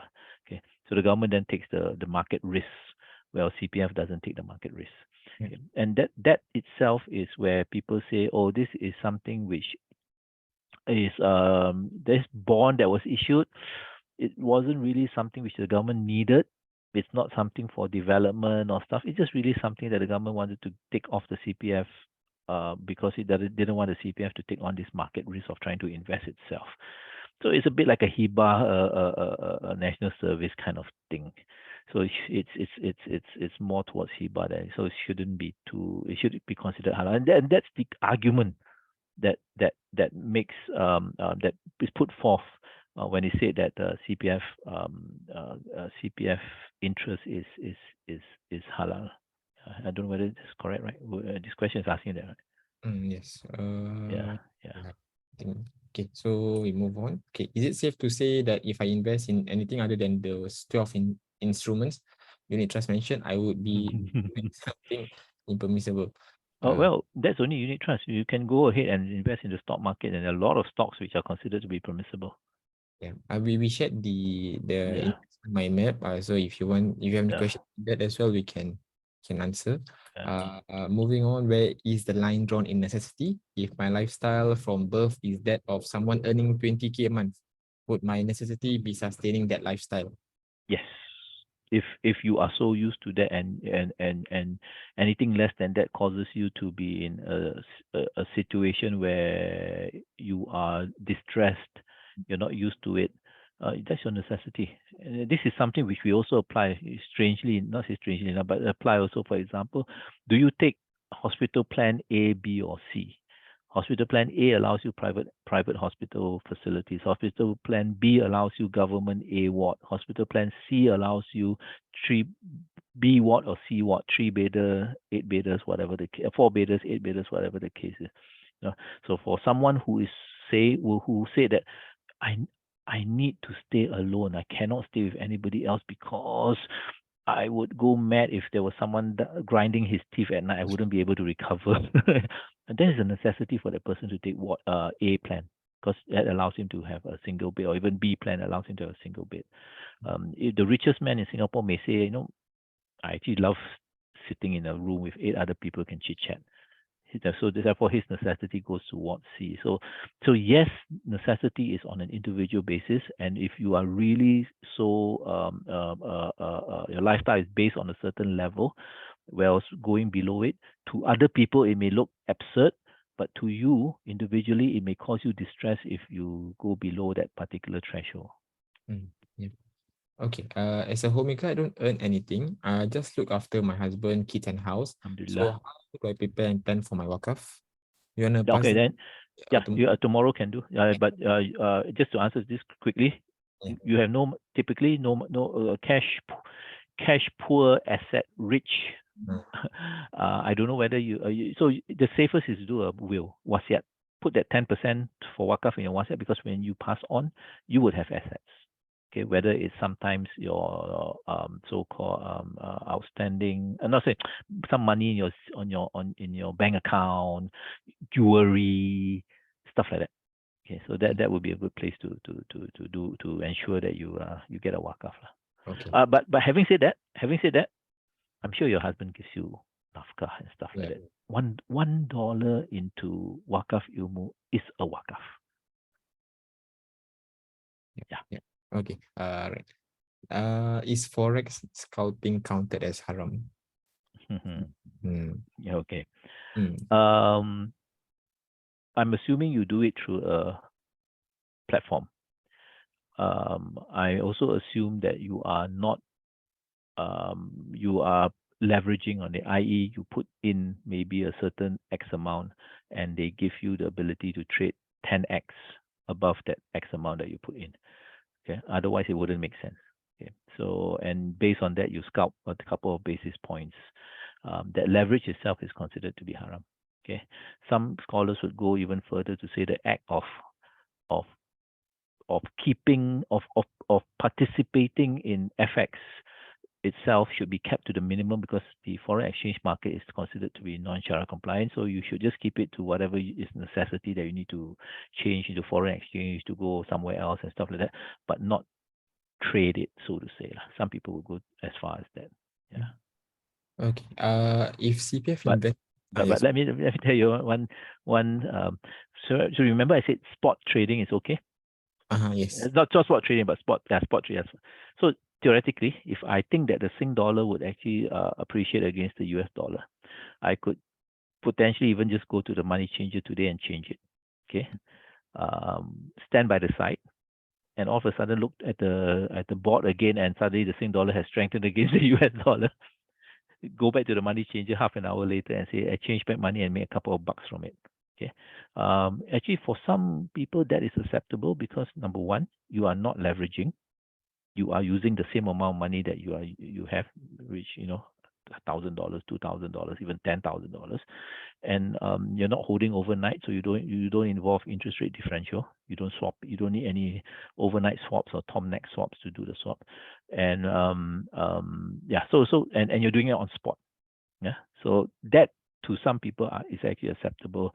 If you want to kind of scalp the market, that would be an acceptable way of doing it. Yeah. Okay. If CPF investments are not Sharia compliant, should I stop investing? But you have one CPF investment which is Sharia compliant. One equity investment. Yes. So yeah. So unless you tell me I cannot take equity risks, so I don't want to have that equity investment, even though it's Sharia compliant. Yeah. Then basically your money should just remain in CPF. Okay. If you use credit card to earn cashback, this one Then I think it was tomorrow. He's the expert on this.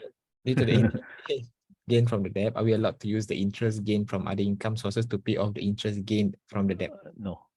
I think in theory, okay, I know there are some people who said yes, but I think okay. You can ask Harun. To be honest with you, you can ask, but I believe that our view is that anything that you gain from this should be just cleansed. It shouldn't be used for trying to offset. Some people say you can pay your taxes you can bina jalan stuff like that, but we don't think so. Yeah. Okay. This one is the same question. Yeah, but then using your interest earned from CPF to pay off the debt you've received. Like I say, if interest earned from CPF is considered permissible, then yeah, of course. Because like I say, Mui's view is permissible. Okay. This one also you kind of answered for SSB right earlier. Yeah. Okay. Is the last two questions we have went above time. Okay. Is endowment plans available tomorrow? I have an investment plan also tomorrow. Yes. Yeah. So actually we have ended. Okay. Then the 20 question there is what? No, 20 question is the tomorrow. The tomorrow one. Okay. But let me just answer the investment part. This is because it's written there investment plan. So basically, if you own an IOP, investment linked policy, okay, which allows you to pick Sharia compliant funds, then that investment is halal because you are investing in Sharia compliant funds. Okay, so yeah. But endowment plans, no, because you don't know where the money goes to. And even if you know, i.e., you can get hold of the annual report and see where the participating plan is invested in, you'll find that a lot of the content is non-Sharia compliant. Yeah. Okay. So I think we have to move. Okay. I have to go back to monitoring the results from the Malaysian elections. Oh, I'm just kidding. Okay. So I think thank you so much, Sani. No, thank you for having me. Yeah. So I guess before I pass it over to you, I hope everybody has gained some knowledge from whatever I've taught you. May whatever knowledge I give to you, I hope that you can use it to benefit yourself and people around you, and to make it a wakaf for me in that sense. I do appreciate your time and effort. I know it's very long and winding and stuff like that, but I do appreciate people who come and spend their time, and I'm more than happy to spend my time to impart my knowledge. Okay, I wish everybody all the best, and may Allah guide you in your future undertakings, inshallah. So thank you so much again, Mr. Sani. Tomorrow's masterclass will be conducted by Ustaz Harun, internal Sharia advisor of FIWA, and will cover the topics wakaf, zakat, and lastly, estate planning. And one last one is the insurance planning. So should you have any questions or any questions come to you while waiting for the webinar to start or class to start, simply list it in the Slido, which will still be opened until tomorrow. And besides that, there is also one more event we will be having after this 2-day risk management masterclass, where you learn how to invest and trade Sharia compliant stocks, not just in Singapore, but also in the US, Hong Kong, and Malaysia. So if you have some time, or if you are interested in stock trading as well as halal investing, you can scan the QR code in the screen, and then you can learn more about it. Besides that, nothing else from my side. Okay, Mr. Sani, you have anything else or nothing? Nothing from my side. Sorry, thank you. Yeah. All right, so I think we'll end this masterclass. If you have any questions, you can just pop it on the Slido, or if you have any questions on the attachments, you can just email us and then we'll get back to you as soon as possible. So anything else? Nothing. Okay. Thank you so much, everyone. I'll see you tomorrow, inshallah. Okay, Assalamualaikum. Waalaikumsalam.